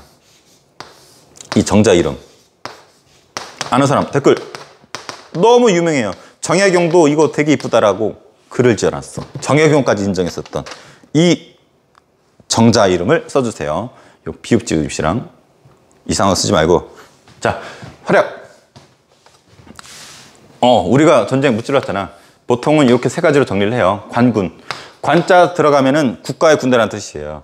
그래서 이런 애들은 기억해줘야죠. 김시민 장군. 김시민 장군이 저기 진주대첩. 진주에서 시민들과 함께 무찔렀고, 그 다음에 조선과 명나라 우리 연합군이 우리 평양성 차지했죠. 평양성 차지했고, 그리고 행주대첩. 행주대첩 하면 우리 권율 장군. 우리 영화에도 나오잖아, 권율. 한산에도 나오고 명래도 나오고 할 거야 아마. 권율 장군의 행주대첩. 보면 대첩, 이것도 대첩이고 이것도 대첩이라 부르고, 여기 한산도 대첩, 명란대첩. 대첩 크게 보통 4가지 설계가 돼 있죠. 그래서 진주대첩, 행주대첩, 행주대첩, 그 다음에 진주대첩, 명량대첩, 한산도 대첩. 요 4개 주요 대첩이니까 상식적으로 알아두세요. 그래서 이런 관군의 활약도 있었고, 의병은 관군과 다르게 민간인들, 일반 백성들이 들고 일어난 거죠. 그래서 곽재우 너무 유명하죠. 곽재우는 무슨 옷을 입고 다녔대? 빨간 옷, 레드. 붉은 악마가 아니고, 그래서 홍의 장군이라고 불렀대. 홍의, 빨간 옷, 곽재우가 활약을 했었고, 그 다음에 유정, 휴정. 이거 이름은 아니고 불교계에서 쓰는 그러한 별도의 명칭인데 스님들이 활약을 했어요. 유정, 휴정. 스님들 헷갈려. 유정이 누구고 휴정이 누군지. 이렇게 보면은 살짝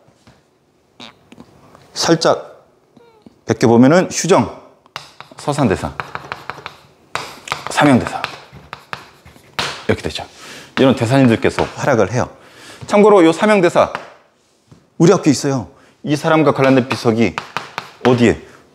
선생님이 작년에도 얘기해줬어. 우리 보령 도서관 있잖아. 한문교관 뒤에 거기 비석 하나 있잖아요. 삼형대사 비석이야. 삼형대사 비석.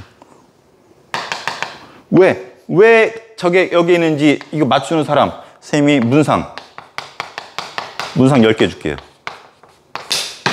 정확히 저게 왜 저기 위치했는지 정확한 근거를 댈 수 있는 사람 문상 10개. 이런 스님, 곽재우 이런 사람들이 활약을 합니다. 하나만 더 새겨줄까? 정문부 장군. 정문부라는 사람이 여기서 또 활약을 해요. 여기서 활약을 하는데 이 사람이 너무 활약이 뛰어나가지고 여기 비석 세워졌거든. 이 사람과 관련된 비석이 있어. 이 비석인데 문제는 일제강점기 때 일본 애들이 이거를 자기 일본으로 가지고 가. 일본에서 어디로 가져가냐면 자기 2차 대전 때 전쟁하다 죽은 우리 입장에서는 역적들 있죠. 걔네들 입장에서는 영웅이지만 야스쿠니 신사 알아요? 야스쿠니 신사에 이 비석 거기다가 박아두고서 보고 왔다 갔다 했었대. 근데 이걸 뒤늦게 알고서 이것을 가져다가 돌려놨죠. 그래서 이제 북한 쪽에 다시 갖다 놨어요. 이 비석 이름도 알면은 댓글 좀 달아주세요. 임진왜란은 할 말이 너무 많아가지고 시간 자꾸 길어지는 것 같아요. 자, 스피디하게 나가야 될 것 같아요. 자, 이렇게 되고, 자, 수군의 활약은 너무나 유명하죠. 자, 옥, 사, 당, 한, 명, 노. 옥포해전 최초의 전투죠. 사천포, 당포, 한산도 대첩 기억해줘야죠. 명량 대첩, 노량해전. 딴 거 몰라도 요거랑 요거 정도는 알아야죠. 한산도 대첩은 너무 유명하죠. 이번에 영화 한산에도 나왔지만 하객진 전법을 쓴 거. 그리고 명란대첩은 13척밖에 안 남은 배 가지고 일본의 133척의 배를 무찔렀던, 쩌나 신께는 아직 13척의 배가 있사옵니다. 유명한 명량대첩, 영화로 많이 봤죠. 노량대첩은 마지막, 이순신의 마지막 전투이자 이순신이 전사하게 된, 쟤도 전사했네요. 흥분했어요. 자, 이것도 영화 곧 나온다 그러죠. 1, 2, 3, 세 번째. 그래서 이런 활약, 수군의 활약. 이거 이외에 되게 여러 활약들이 있어요. 이런 것들이 어디 잘 나오냐면 이순신의 난중일기 있죠? 이순신의 난중일기 너무 유명하죠? 이것도 아마 세계 기록 유산일 거야. 여기 보면 이순신의 어떤 부모님들 효도 나오고, 항상 첫 줄엔 이걸로 시작했대. 첫 부분에.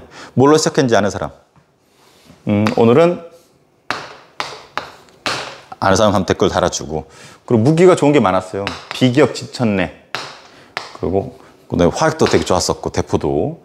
그리고 우리 배, 영화 속에 되게 잘 묘사했더만, 한산에 보면 우리 배는 판옥선이라 불러.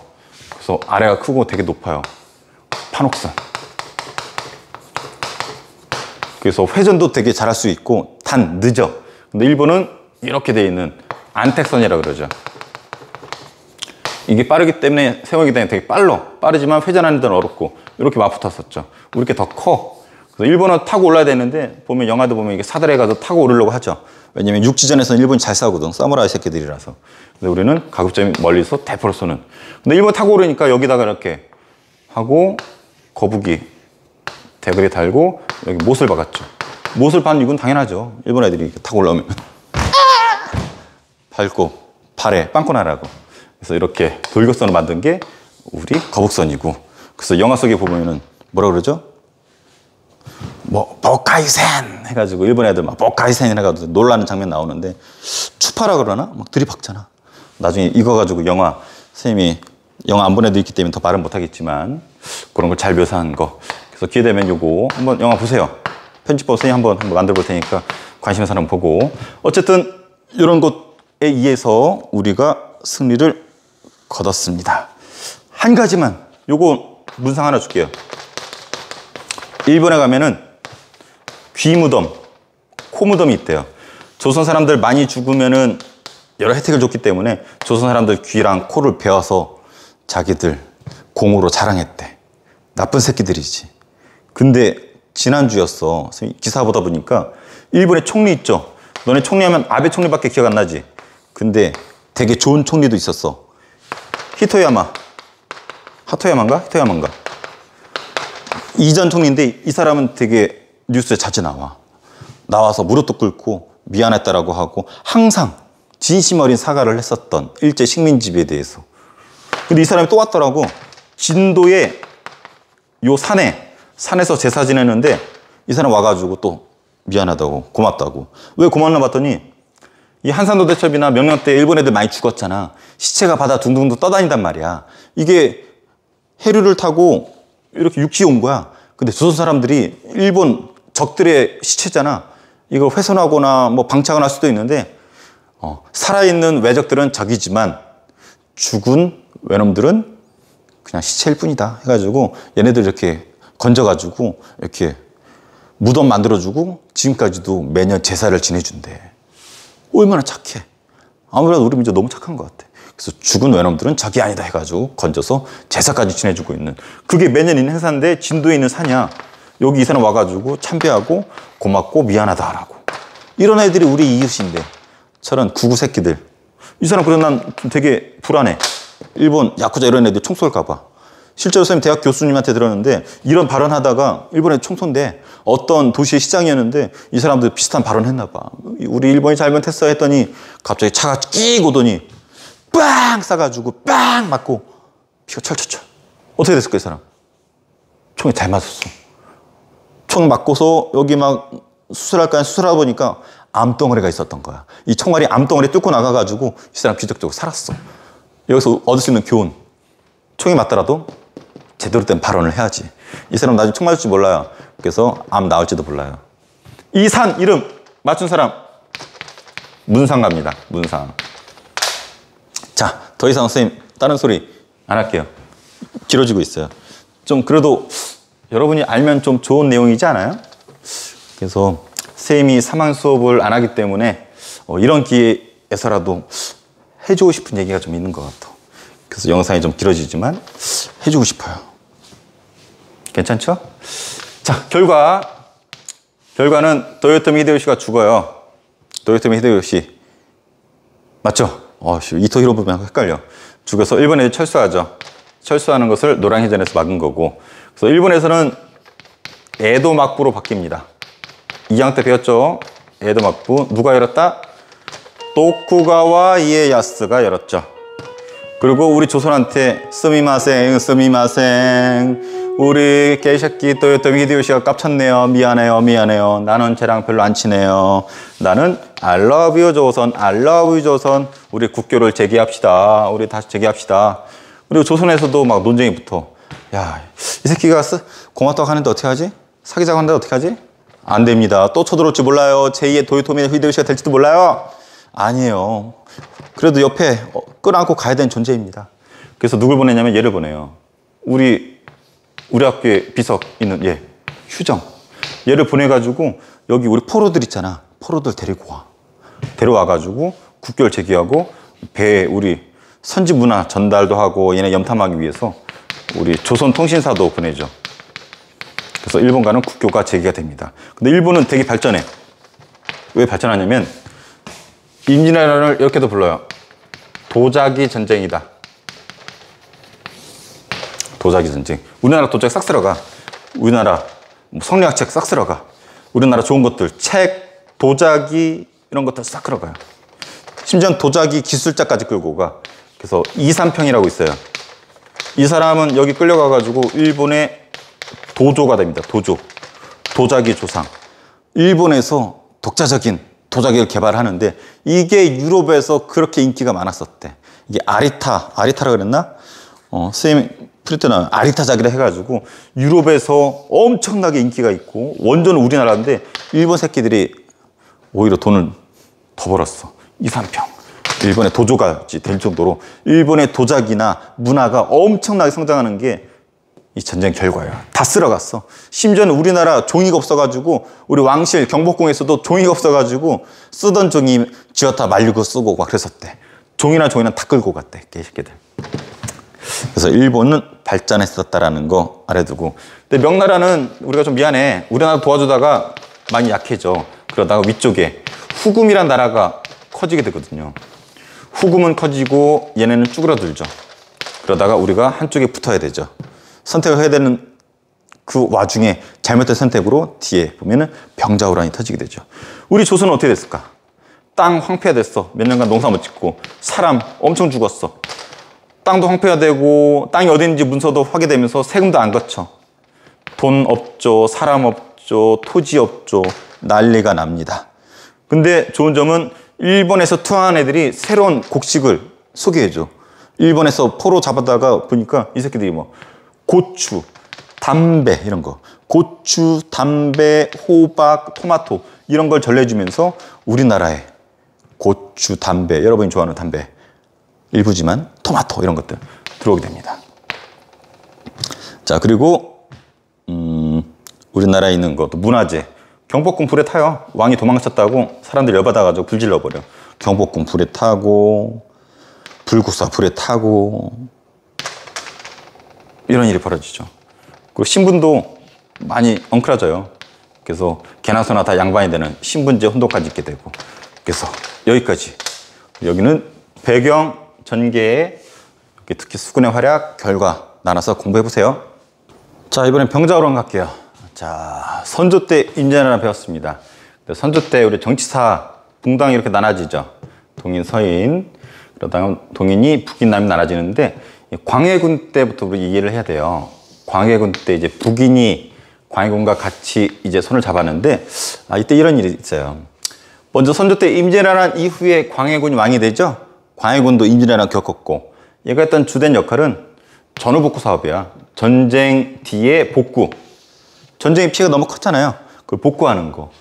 뭐 잃어버린 호적 같은 거 세금 내는 명부 다시 복구하고 그 다음에 뭐 성벽 같은 거, 무기 같은 거 다시 개량하고, 동의보감 같은 거, 그리고 대동법 같은 거 실시하면서 여러 가지 전쟁으로 피폐화된 나라를 복구시키려 노력은 했어요. 근데 우리가 꼭 기억해야 될 거, 중립외교를 꼭 기억해줘야 돼요. 이건 지도를 이해해야 되는데, 우리나라 임진왜란 때 도왔던 명나라가 힘이 약해졌죠. 근데 그 틈을 타서 윗지에 후금이라는 나라가 등장하고 힘이 세져요. 그래서 대세는 여기인데, 문제는 우리 조선의 입장이야. 명나라가 조선의 헬프를 외칩니다. 도와줘. 야, 후금이 우리 공격하려고 그러는데 명나라가 너네 도와줬잖아.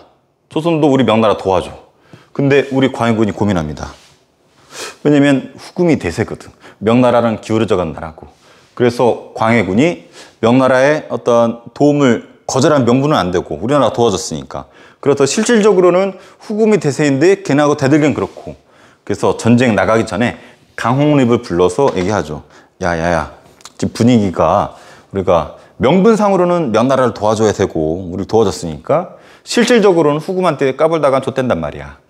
분위기 봐서 괜히 나가서 깝치지 말고 분위기 봐서 행동해 라고 광해군이 넌지시 강홍립한테 얘기를 하죠. 그래서 강홍립이 가서 싸우다가 분위기를 보고서 후금한테 항복을 합니다. 그 나름대로 가서 후금한테도 얘기해. 아, 우리가 너네 공격하고 싶어 공격한 게 아니라 명나라가 도와달라고 해서 옛날에 우리 도와줬잖아. 알잖아. 몰라? 검색해봐. 다 나와. 해가지고 사연을 설명하고 후금한테 노여움을 사지 않죠. 그래서 나라가 그럭저럭 유지가 되었어. 이것을 중립외교라고 해요. 중립외교. 그래서 나라가 명분도 살리고 실리도 살리는 중간에서 치우치지 않은 그런 걸 잘 했죠. 광해군은 그런 면에서는 되게 똑똑하고 센스 있었던 사람이야. 우리나라도 마찬가지야. 우리나라도 여기 일본, 러시아, 중국, 미국 초울트라 강대국들 사이에 둘러싸여 있단 말이야. 여기서 특정 나라에 치우치기보다는 우리나라 이익을 생각해서 잘 해야 되거든. 근데 멍청한 일부 정치인들은 뭐 특정 나라에만 자꾸 얘기하는 부분이 있는데 정치 얘기 더하기 어렵지만 멍청한 거죠. 역사를 모르는 놈이라서 그래요. 이런 거. 우리나라의 실리, 외교는 실리여야 되거든요. 요새도 뉴스 오늘도 보면은 외교, 이번에 대통령이 밖에 나갔잖아요. 그거 가지고 이제 말이 많은데 뭐가 진실인지는 여러분이 판단할 수 있으라 생각을 합니다. 어쨌든 중립외교, 외교면에서는 광해군이 잘했었다. 하지만 치명적인 트라우마, 이 사람의 어떤 컴플렉스랄까요? 이게 있어요. 폐모살제. 어미 못자예요. 엄마를 쫓아내고 형제를 죽여버렸어. 이게 무슨 말이냐면 광해군은 컴플렉스가 있었어. 선조의 친아들은 맞거든. 선조의 안에서 태어난 아들인데 문제는 선조가 얘를 더 사랑했어. 이건 뭐냐면 뒤늦게 얻은 젊은 아내, 광해군한테는 계모가 되겠죠. 자기 친엄마는 아니고 계모가 되는데 여기서 어린 영창대군이 태어났단 말이야. 선조 입장에서도 난 이해가 돼. 광해군이 아빠! 해서 와서 안아주는데 수염 막 덥수룩하고 막 거칠거칠하고 막 긁고 있어. 선조가 씨발 뭐야 이 새끼 괴물하냐? 그리고 똑똑해. 자기 무능해가지고 임진왜란에서 욕 많이 먹었는데 나름대로 똑똑하단 말이야. 그 선조 입장에서는 광해군 이 새끼 질투나는데 턱수염도 까칠하고. 근데 영창대군 선조 막 오는데 영창대군 아빠! 해서 오는데 막 옛날 영창 피아노가 있었어요. 영창 피아노 영창 막 피아노 치는데 막 영창대군 피아노 치니까 막 선조가 흐뭇하게 졸라 귀여운데? 하면서 온 사랑이 이쪽으로 이제 간단 말이야. 그러니까 광해군은 얘를 질투하죠. 심지어는 얘가 또 왕위를 빼앗을까봐 되게 불안한 거야. 그래서 광해군은 어떻게 하냐면 이 엄마 날려버리고 왕비 자리에서 쫓아내버리고 영창대군을 죽여버려요. 죽이는데도 되게 잔인하게 죽였어. 어떻게 죽였는지 알아요? 영창대군을 가둬두고서 여기에 불을 때 이거 막 뜨거운 거야. 영창대군 이게 8살이었나? 되게 어렸을 때거든. 그러니까 막 여기도 방침 교실이거든. 이 아래 불을 뗀 거야. 막 뜨거울 거 아니야. 울고 살려달라고. 열어주세요. 안 열어준단 말이야. 막 뜨겁고 막 어디 디딜 데도 없고 숨 막히고. 그러니까 얘가 뭘 끄네? 피아노. 영창 피아노 영창 피아노 치면서 서서히 죽어갔었다라는 전설이. 영창 피아노는 구라고 이거는 진짜예요. 쪄서 죽여버렸대. 야, 조선은 유교 국가잖아. 엄마를 쫓아냈어. 비록 배는 다르지만 형제, 동생을 죽였어. 도덕적으로 문제가 생긴 거지. 더군다나 우리의 형님 명나라를 가지고 논 중리배교 용납하지 못하는 사람들이 있었어요. 그 사람들이 서인이에요. 그래서 서인이 중심이 돼가지고 광해군과 북인을 몰아내. 이것을 인조 반정이라고 해요. 반정 또 나왔네. 우리 앞서 연산군 쓰레기 몰아냈던 중종 반정 기억나요? 그래서 조광조 안 치고 이랬었잖아. 이때 인조 반정 두 번째예요. 광해군 몰아내고 인조를 왕이 안 치죠. 서인. 좀 고지식한 도덕군자. 중리배교. 아니야. 후금 오랑캐 새끼들 꺼져 씨발. 우리 명나라 형님 도와야 돼. 명분만 따지는. 그래서 얘네들이 했던 것이 중리배교랑 비교되는 친명배금. 명나라하고는 친하고 후금, 금나라한테는 fuck유를 날리는 오랑캐 새끼들. 누가 기분이 나쁘겠어. 금나라가 이 새끼들 봐라. 우리 보고 오랑캐 쓰레기라고 개새끼들 해가지고 쳐들어옵니다. 이괄엔 아니라고 그걸 명분 삼아서 쳐들어왔던 정묘호란. 이 호가 오랑캐 호자야. 오랑캐들의 깝침이란 뜻이야. 이름 자체도 얘네 입장에서는 기분이 나빠. 정묘호란. 그래서 후금이랑 맞붙었어요. 이때 근데 저 후금이 약했던 것이 해군이 약해. 여기 강화도라는 섬이 있죠. 그래서 일로 도망가가지고 나중에 항복을 해요. 그래서 아유 미안해 해가지고 형제. 후금을 형이라고 하고 우리는 동생. 이 형제 관계로 퉁치고 돌려보내. 근데 문제는 다시 한번 쳐들어옵니다. 이때는 그냥 후금이 아니야. 더 세졌어. 청나라라고 힘이 이름도 바꾸고 엄청 감당 안 될 정도로 엄청 세져요. 그런데도 얘네가 이제 뭐라 그러냐면 야 형제가 좀 안 되겠어 새끼들아. 우리 군신 관계 맺자. 군신은 뭐냐면 청나라는 임금, 우리 조선은 신하. 야 나한테 얘네는 칸이라 부르거든. 야 우리 칸한테 머리 조아래요 새끼들아. 니들 조선 우리 청나라 신하야 새끼들아. 근데 이거 가지고 부들부들 떨어 서인들. 어디 오랑 새끼들한테 형제까지는 이해하겠는데 형님까지 이해하겠는데 어떻게 저 오랑캐 새끼들한테 임금이라고 칭합니까? 하고서 지들끼리 싸워. 그래서 주화파 화해를 주장하는 애들과 척화파 화해를 배척 fuck you 날리는 애들. 오랑캐한테 무슨 신합니까? 안 됩니다. 죽더라도 싸워야 됩니다. 주화파 적들의 아가리 속에도 삶은 있사옵니다. 영화 남한산성 봤어요? 거기서 선생님 닮은 이병헌이 하잖아. 적들의 아가리 속에도 삶은 있사옵니다 하면서 당장은 죽더라도 나라는 살려야 되지 않겠느냐. 화해를 주장합시다. 적합파 꺼지세요. 그래서 처음에 이쪽이 이기다가 이쪽이 나중에 받아들여져서 끝내 항복을 하죠. 왜냐면 강화도로 이때도 도망가려고 그랬는데 청나라 애들이 너무 빨리 밀고 내려온 거야. 그러니까 왕께서 미쳐. 인조가 왕이 미쳐 강화도 도망 못 갔어. 그래서 어디에 갇혀요? 아까 나왔잖아. 남한산성에 갇히죠. 한겨울에 남한산성에 갇혀서 버티다 끝내 성문을 열고 항복하죠. 항복하는데도 졸라 임팩트 있어. 청나라 황제가 직접 왔어. 청나라 태종이 직접 왔어. 세계사에서도 배웠어. 여기 딱 단을 쌓고 의자에 앉아가지고 칸이, 얘네는 황제를 칸이라고 부른댔잖아. 칸이 딱 앉아가지고 우리 왕이 딱 여기 신하들 딱 이끌고 와가지고 머리 벗고 머리 딱 봤죠. 이걸 이렇게 불러요. 삼배 구고두.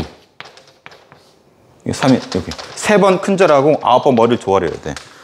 칸이 여기 딱 있고 거기 단 쌓고 거기 아래에서 왕께서 직접 머리를 큰절을 큰절 세 번 하고 머리를 9번 조아려야 돼. 영화 속에 나오잖아. 울면서 막 쏘래 쿵쿵쿵. 삼배구고두. 이 치욕을 담은 비석이 있죠. 저기 송파 롯데월드 옆에 보면은 삼전도비라고 있어요. 이 굴욕을 역사에서 삼전도의 굴욕이라고 하죠. 그래서 병자호란 꼭 알아두세요. 그리고 나중에 청나라에 왕자 둘이 끌려가. 왕자 1, 왕자 2 끌려가. 얘가 소현세자. 세자란 말은 왕이 될 왕자란 뜻이죠. 원래 얘가 왕자가 됐어야 됐어. 얘가 복림대군. 얘네 둘이 끌려가. 청나라에 끌려가. 생활하는데 근데 깜짝 놀래. 오랑캐라 생각했던 청나라였는데 가봤더니 졸라 잘 살아. 애들 다 애플워치 타고 다니고 아이폰 지금 몇 나오냐 뭐 14 차고 다니고 애들이 막 맥북 들고 다니고. 야씨 그것도 노트북이요? 맥드라이브 하면서 갔더니 깜짝 놀래. 그래서 소현세자는 청나라를 배워야 되겠다. 청나라에 푹 빠집니다. 근데 눈치가 없어. 나중에 와서 자기 아버지 만나잖아. 소현세자가 아빠 청나라 가봤더니 오랑캐가 아니야. 이 새끼들 맥북 들고 다니고 맥드라이브 맥플러시 먹고 다니고 쩔어. 갤럭시 게임이 안 돼. 인조 열받아가지고 옆에 있던 벼를 씹어 던지고 개새끼. 내가 이런 치욕을 당했는데 그런 청나라를 칭찬해? 싫어하죠. 그러다가 갑자기 이거 죽어버려. 얼굴 푸르딩딩해져가지고 스머프가 된 게 아니라 갑자기 죽어버려. 독살됐다는 설도 있고 죽어버려. 누군가 죽인 것 같아. 그리고 두 번째 아들이 왕이 되었는데 얘가 효종이에요. 효종 입장에서는 살려면 어떻게 해야 돼? 청나라에다가 오랑캐여야 돼? 괜찮은 나라여야 돼? 형 죽는 거 봤잖아. 오랑캐여야지. 개새끼들 우리 아버지 원수를 갚을 거야. 우리 아버지 이마에 빵꾸 났어. 북벌해야 돼. 북쪽을 정벌해야 된다. 북쪽에는 청나라를 정벌하자. 물론 준비만 하다 끝나요. 근데 나중에는 워낙 청나라가 대세다 보니까 청나라를 배우자고 하는 북학론이 일어납니다. 청나라를 배우자. 대표적인 게 연암. 누구? 아는 사람 댓글. 연암. 이 사람 때 청나라를 배우기 위한 움직임이 활발히 벌어지죠. 자, 꼭 기억해서 시험 나와요. 무조건. 중리배교, 폐모살제, 친명배금, 병자호란, 삼전도 굴욕. 자, 이번에는 조선 정치사 한번 정리해 볼게요. 조선 정치사는 이렇게 5개로 구별하면 됩니다. 이미 배운 것도 있고 배울 부분도 있고 시험 문제 내기도 딱 좋습니다. 1번, 2번, 3번, 4번, 5번 중에 하나 고르시오 할 수도 있고 여기 내부적으로 고르는 거 할 수도 있습니다. 사화 정치는 이미 배웠습니다. 모사와 갑자사와 기묘사와 을사사와 훈구랑 사림이랑 싸우는 거였었죠. 이거 사화 정치라고 이미 배웠습니다. 훈구파하고 살인파. 일방적으로 사림이 화를 당했었죠. 이건 했었고 이렇게 사림이 끝까지 화를 당하지만 끝내 사림이 권력을 장악했다 그랬죠. 훈구는 도태했었고 그래서 서원과 형약 등으로 사림이 성공했는데 얘네들이 둘로 쪼개졌었죠. 동인, 서인, 나중에 북인, 남인. 특히 광해군은 북인과 함께 중리배교하다가 인조 반정으로 인조한테 권력을 빼앗기고 서인이 권력을 잡았었죠. 그러다가 문제는 친명배금 정책하다가 병자호란 때 깨지게 되죠. 그래서 청나라에 끌려갔었던 소현세자, 두 번째 복림대군 돌아와서 소현세자는 이유 모르게 죽었고 둘째 아들이었던 복림대군이 왕이 된다 그랬어요. 걔가 효종. 그래서 여기 이라고 쓴 이유가 둘째 아들이기 때문이야. 이게 큰 영향을 끼칩니다. 우리나라 역사에. 그래서 붕당 정치는 말 그대로 사림이 동인이든 서인이든 뜻을 같은 사람들끼리 모여가지고 서로 경쟁하는 거 이런 것을 붕당 정치라고 해요. 여기서 우리가 예성 논쟁 아주 중요한데 현종 때 일어납니다. 이게 왜 일어나냐면 두 번 있어요. 어떻게 보면 쓰잘데없는 건데 첫 번째는 효종이 죽었을 때 효종 있죠. 둘째 아들. 얘가 죽어버려. 죽었을 때 상복 문제 가지고 싸웁니다. 상복. 자, 가게도 한번 그려볼게요. 자, 효종. 얘가 효종이야. 그 다음에 효종의 아내가 있겠죠. 효종. 어이구, 선생님 피곤해서 그런가? 글씨가 날아가요. 효종 B가 있어요. 근데 효종한테는 어머니가 있어요. 근데 친엄마가 아니야. 좀 나이도 젊은 자이대비라 해가지고 이 효종 입장에서는 자기 친엄마는 아니지만 엄마가 있어요. 근데 이 효종이 죽었어. 얘가 죽었어. 근데 효종의 친엄마는 아니지만 어머니였던 어르신인 자이대비가 상복을 몇 년 입느냐 이거 가지고 싸워요. 이걸 예속 논쟁이라고 해요. 이때 누구누구 싸웠냐면 이 남인과 서인이 싸웁니다. 남인과 서인이. 그래서 1차 남인, 서인이 있는데 효종이 죽었을 때 남인 쪽은 이런 입장이야. 비록 효종이 둘째 아들이긴 하지만 왕이다. 왕이기 때문에 3년은 입어줘야 된다. 자이대비가 효종이 죽었지만 효종이 둘째 아들이지만 왕이기 때문에 둘째 첫째 따지지 말고 왕이기 때문에 그래도 자이대비가 3년을 입어야 된다. 근데 서인은 아니에요. 아니다. 뭔 소리냐. 아무리 왕이지만 둘째 아들이다. 첫째 아들과 똑같이 할 수 없다. 1년밖에 입으면 된다. 1년만 입으면 된다. 그래서 이때는 서인이 힘이 세기 때문에 서인의 의견을 들어줬어요. 근데 문제는 효종 B가 또 죽었네. 효종 B가 죽었어. 이때 또 싸워. 남인은 야 똑같아. 효종이 비록 둘째 아들이지만 왕이기 때문에 그 왕비가 죽었기 때문에 1년 자위 대비가 1년은 입어야 된다. 근데 서인은 또 아니야. 아니다. 비록 효종이 왕이지만 둘째 아들이다. 어디서 첫째도 아닌데 9개월만 입으면 된다. 자위 대비 900원 이거 된다. 근데 이때는 요게 받아들여졌어요. 그래서 효종이 죽었을 때, 효종 비가 죽었을 때 살아있는 자위 대비가 몇 년을 상복을 입어야 되느냐 이거를 두고 싸웠어요. 그래서 여기 뭐 보면은 뭐 연식이 나와 있는데 결론은 지금 보니까 1년짜리가 다 이겼네. 처음에는 서인이, 나중에 남인이. 최종 승자는 어디예요? 남인이네. 그 자위 대비는 좀 오래 사는 것 같아. 아들이었던 효종이 죽었는데도 살아있고 효종 비가 죽었는데도 살아있어. 지금도 어딘가 살아있을지 몰라요. 어딘지 아는 분 제보 부탁드릴게요. 자, 이것을 예속 논쟁이라고 하는데 지금은 상복 뭐 며칠 입든 그게 뭔 상관이야. 그게 중요하지도 않잖아. 근데 이 당시는 이게 자기들 붕당이 생존과 관련돼 있어. 근데 문제는 이 당시 예속 논쟁만 하더라도 상대 붕당 애들 죽이거나 하지 않았어요. 나름대로 견제하고 경쟁하고 이런 붕당 정치 원리가 잘 유지가 됐었어. 근데 문제는 이 숙종 때 이게 파괴가 돼요. 얘 별명이 카사노바야. 숙종 때는 요 가계도를 알아야 돼. 얘 이제 와이프가 인현왕후라고 있어요. 인현왕후.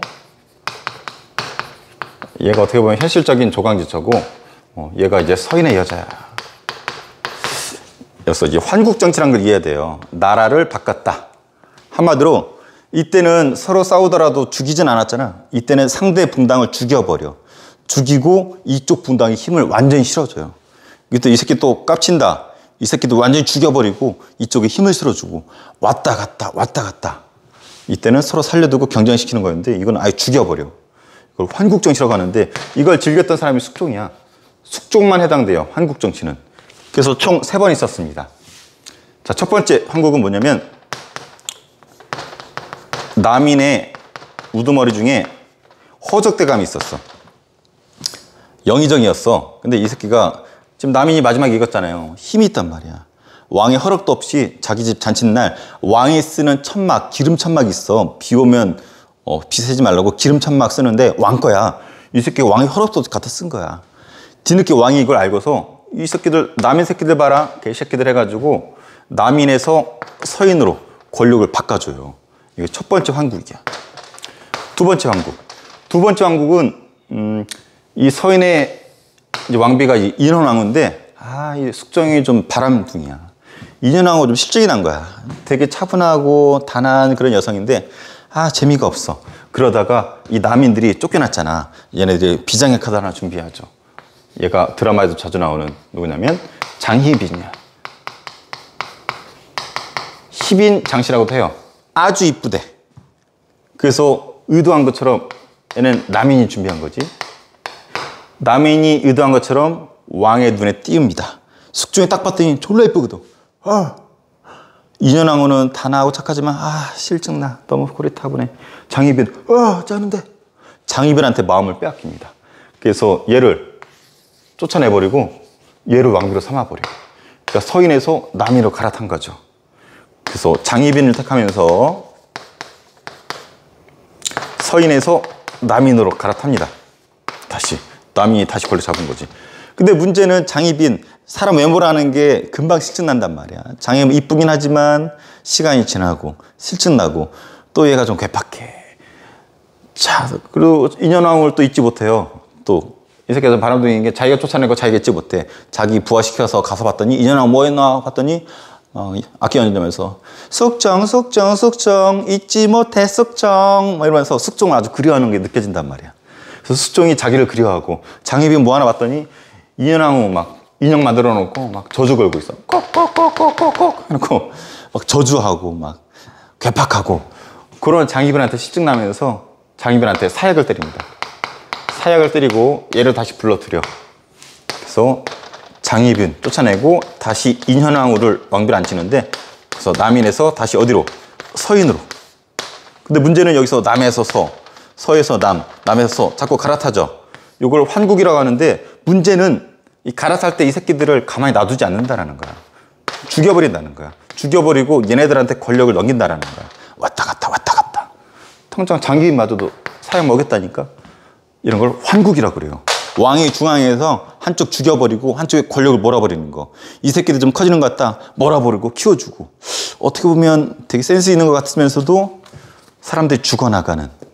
거기 중간에 또 여자도 끼어있는. 카사노바, 숙종. 본인은 난 탕평할 거야, 골고루 쓸 거야 했지만 이딴 짓을 했었던 거죠. 그래서 드라마에 자주 나오는 장희빈. 근데 장희빈이 사약 먹는데 좀 독한 여자였나 봐. 사약을 먹이는데 드시오 하는데 안 먹는데. 그러니까 부하들이 막 강제로 입을 벌리고 벌컥벌컥 늦춰. 그래놓고 이제 장희빈이 마지막 소원이 있대. 자기 아들 낳거든. 아들인데 아들 한 번만 만나게 해달래. 근데 이 새끼가 이 장희빈이 독을 품었어. 아들 나 죽어요 씨발 하고 딱 그러고 숙종 너 저주할 거 해가지고 이 아들 있죠. 아들의 거시기를 막 땡겨. 대를 잊지 못하게 할 거야. 예입장에서 어땠을까? 엄마가 사약 먹는다고 마지막 죽기 전에 자기 본다고 갔는데 엄마 했는데 엄마가 막 끌어당기고 있어. 아 엄마 하면서 그러다가 그런 영향인지 이게 파열돼서 그런지 몰라도 아들이 왕이 됐지만 금방 죽습니다. 그리고 누가 왕이 됐냐면 영조가 왕이 됐는데 영조는 여기 있지도 않아. 여기 최씨 성혈 가수인 무수리가 있거든. 아주 낮은 하인이야. 얘 아들이야. 그러니까 천한 신분의 아들이 요 위에 아들이 없으니까 얘가 왕이 되자마자 죽었잖아. 천한 신분의 최씨의 무수리가 왕이 되는데 얘가 영조야. 그러니까 영조는 절대 왕이 될 수 없었던 사람이야. 신분상. 그러니까 부하들도 막 반란 일으켜. 이인제의 난이라고 왕 되자마자 반란 일으켜요. 자, 여기서 정리할게요. 환국, 장희빈과 인현왕후 상황에서 왔다 갔다 했던 거 총 3번의 환국이 있었습니다. 기억해 주세요. 그러니까 영조, 정조는 꼭 기억해야 될 게 탕평 정치를 했다고 해요. 탕평은 평등하게 강력한 왕권으로 딱 가운데 서가지고 딱 중재하는 거야. 특정 편을 두지 않고. 근데 약간 달라요. 영조는 좀 소극적으로 했고 얘는 적극적으로 했어. 그래서 얘는 소극적 탕평, 적극적 탕평 이렇게 얘기합니다. 영조는 탕평파라는 걸 육성을 해. 자기를 따르는 탕평파 사람들 불러 모아놓고 얘네들 중심으로 일을 했어요. 남인 일로 와봐. 나 따르는 애들 서인 일로 와봐. 너네 앞으로 탕평파 이렇게 같이 일을 해요. 야 일로 와봐 해가지고 야 비벼 먹어 해가지고 밥 한 숟갈씩 먹어. 우리 나눠 먹으면 우리 탕평파야. 이거 탕평채라고도 해요. 그리고 성균관 있죠. 거기 비석 세워요. 이걸 탕평비라고 합니다. 탕평파도 세우고 탕평채도 먹고 탕평비를 세워서 두루두루 공평하게 쓰겠다라고 선언을 해요. 한마디로 치우치지 않겠다. 이것도 가능한 게 왕이 세야 돼요. 영조는 되게 오래 살았거든. 단식이 아니라 단식은 죽죠. 소식해가지고 되게 오래 살았어. 꼬장꼬장하게 생겼어. 삐쩍 말라가지고 카리스마 있어 꽉 눌렀죠. 그래서 탕평파, 탕평채, 탕평비 이런 표현 나오면은 영조라는 거. 영조가 한 일 너무 많아가지고 선생님 다 기억 못해요. 그래서 프린트를 보면은 이 붕당의 처음 시작이 뭐였어요? 이조 전랑 때문이었죠. 이조 전랑의 권한을 축소시켜요. 그리고 얘네들 자꾸 배출되는 게 서원이었었잖아. 서원에 의해서 계속 나오잖아. 서원이 너무 많아가지고 얘네들 확 축소해버려요. 서원 축소. 그리고 뒤에 배울 균역법 실시했고 가혹한 형벌 폐지했고 신문고 부활시켰고 청계천 있죠. 서울에 청계천 정비했고 얘가 만든 법전이 있는데 속대전이라 그래요. 속대전이라는 법전 만들었었고 그 무엇보다 자기 아들 영화 있죠. 사도세자 죽여버리죠. 뒤주라고 하는 쌀 가마니에 넣어놓고 아들 죽여버려요. 몇 날 며칠 못 나오게 해놓고 아들이 굶어 죽죠.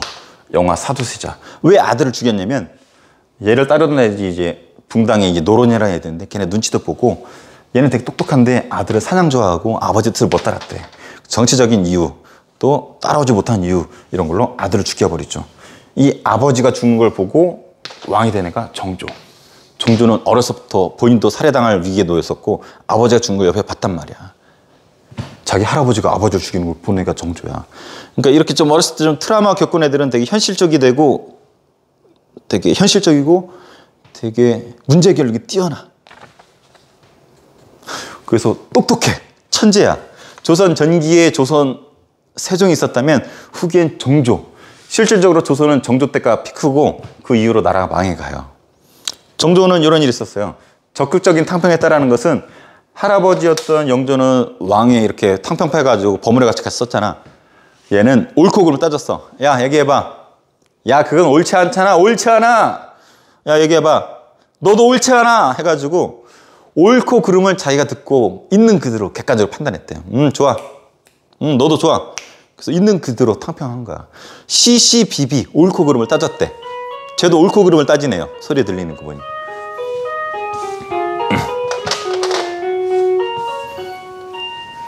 자, 정조협적은 너무 중요하기 때문에 좀 써줄게요. 자, 규장각이라는 걸 만들었어요. 규장각은 왕의 도서관이라고 보면 돼요. 왕이 쓴 글이나 책 관련된 것들을 모아놓은 곳인데 나중에 거기서도 학술 연구도 하고 정책도 만들고. 규장각 지금도 있어요. 서울에 가면은. 그리고 자기만의 친위부대 장용영을 만들죠. 장용영. 자기만 지키는 거야. 영화에도 나오죠. 장용영. 그래서 자기만을 지키는. 언제 암살당할지 모르기 때문에 영린이라는 영화인가 거기 보면 나올 거예요. 선생님 닮은 주인공이 나오는데 장용영을 해가지고 자기를 지키는 친위부대 만들었었고, 자기만의 아지트 만들죠. 수원에 뭐 만들어요? 화성 만들죠. 이 화성은 엄청난 도시야. 유네스코 문화재이기도 하지만 여기는 뭐 정치적인 기능도 있고 경제적인, 미적인, 군사적인 여러 기능을 버무린 최첨단 도시예요. 자기 아버지 사도세자 무덤을 여기다 옮기죠. 그리고 서울에서 한강을 건너서 오게 되는데 이 한강, 배를 엮어서 다리를 만드는데 장혜경 작품이고, 이 수원 화성 역시 과학기술을 이용해서 최단기간에 만드는데 이것도 역시 정혜경의 거중기를 이용했다고 하죠. 이 돌에 보면은 누가 만들었는지 기록이 되어 있다고 하고, 심지어 이 설계도가 다 남아있어. 화성 성역 의궤라고 해가지고 이게 6.25 전쟁 때 많이 파손됐는데 설계도가 다 있어서 다시 다 복구해놨는데 예전이랑 거의 똑같아요. 그래서 수원 화성, 규장각, 장용용 이런 거 다 정조. 심지어는 되게 센스 있었던 사람이야. 세종대왕도 장영실처럼 노비도 들여다 썼잖아. 이 사람도 마찬가지야. 서울 알죠? 서울. 서울. 양반 부부가 아니라 한쪽이 이제 천안 신분이면은 그 애기들 서울이라 해서 차별했었거든. 근데 서울까지도 데려다가 규장각 검서관이란 자리에 앉히게 돼요. 그래서 박제가, 유득공, 이덕무 샘플인데 다 나와. 그리고 옛날에 특혜받은 시전상인의 특권도 없앴던 자유로운 영혼의 사나이 정조. 너무 대단한 사람이에요. 문제는 1800년인가 죽어. 젊은 나이에 40대 전후에 죽어. 우리나라 운명이 여기서 다 한 것 같아. 조선. 얘가 오래 갔었다라면 우리나라가 제2의 르네상스를 겪으면서 잘 살았을지도 모르겠는데, 얘가 너무 일찍 죽어버려. 그래서 초울트라 천재였던 얘 파트너 정혜경도 귀양 가면서 우리나라 국운이 닿으면서 이 멍청한 왕들이 왕이 앉게 되죠. 이 멍청한 왕들이 3대 3명의 왕 한 60여 년 되거든요. 근데 얘네는 나이가 너무 어려. 왕이 너무 어리니까 옆에 있던 새끼들이 깝쳐요. 속된 말로 외갓집 친척들이 깝치는데, 이때 외갓집 친척들이 이런 애들이 있어. 조씨, 김씨. 혹시 안동 김씨 들어봤어요? 풍양조 씨 들어봤어요? 왕의 외갓집 친척들이 있는데 얘네들이 나라를 좌지우지해. 저 쓰레기들이. 왕이 어리니까 뭐 하자는 대로 다 할 거 아니야. 그래서 칸이 없으니까 여기다 쓸게요. 그래서 이때 관직을 돈 주고 팔어. 이것을 매간매직이라고 그러죠. 매간매직. 관직을 매매했다. 이렇게 관리가 된 애들이 쓰레기죠. 탕가놀이. 자기가 투자한 만큼 백성들한테 삥 뜯어가요. 탕가놀이. 이쯤 되니까 백성들 살기 어렵잖아. 그래서 난리를 펴요. 뭐 홍경래의 난, 임술농미 봉기 등 반란을 일으킵니다. 그러니까 이 새끼들 막 잡아들여야 될 거 아니야. 그러니까 얘네들 잡아들이려고 뭘 파견해? 암행어사. 들어봤죠? 몰래 파견한 암행어사. 하지만 한계가 드러나죠. 그래서 그때 매간매직, 탕가놀이, 암행어사, 외척들이 깝치는 이러한 시대, 나이가 어린 왕들이 있었던 이런 시대를 세도정치기라고 합니다. 그러다가 철종이 죽고 어린 나이에 12살에 고종이 왕이 되고, 순종, 이때는 일본이 쳐들어오면서 우리나라가 끝내 일본에 먹히게 되고 일제강점기로 넘어가게 되죠. 자, 선생님 시간상 되게 빨리 했어요. 이쪽 원래 선생님 한 4개로 나눠서 찍으려고 그랬는데 선생님 힘들어서 못 찍겠어. 여러분도 느껴지죠? 지금 체력이 좀 많이 갔어요. 자, 그래서 여기 쌤이 지우고 최종 정리해 줄게요. 요거 구별하는 게 시험에 잘 나와요. 한번 맞춰보세요. 1번 사화정치, 붕당정치, 환국정치, 탕평정치, 세도정치. 먼저 간단히 정리하면 여기는 훈구와 사림의 싸움이고, 여기서 나오는 표현은 서로 붕당끼리 견제하고 균형을 이루면서 협력했었다라는 거. 여기는 일당 독재라고요. 일당 전제화라고도 하는데 하나의 당한테만 힘을 몰아주고 나머지 당을 죽여버린 거야. 킬. 탕평정치는 왕이 중앙에서 양 붕당을 조정하는 거. 영조는 소극적으로 탕평파, 정조는 지가 똘똘하니까 지가 논리적으로 누르는 거죠. 세도정치, 왕의 외척이들이 깝치는 거. 그러다가 나라가 사망했죠. 자, 어떤 것까? 훈구파랑 살인파랑 싸워. 사화정치. 붕당끼리 서로 정책 경쟁을 해. 서로 경쟁하고 균형을 이루면서 죽이진 않아. 붕당정치. 특정 붕당, 숙종이 특정 붕당을 몰아줘. 죽이고 몰아주고. 환국정치. 이런 피해를 느낀 영조와 정조. 딱 왕이 딱 강력한 왕권으로 누르죠. 아니면 결합시키든지. 탕평정치. 왕이 너무 어려. 띨빵이. 전하 외적이 쳐들어왔습니다. 어떻게 할까요? 역시 사탕은 추파춥스, 햄버거는 맥도날드. 이딴 식이야. 외척들이 말아먹죠. 세도정치. 자, 요 순서랑 요거 구별할 수 있어야 됩니다. 요 디테일한 부분은 요거 참고하세요.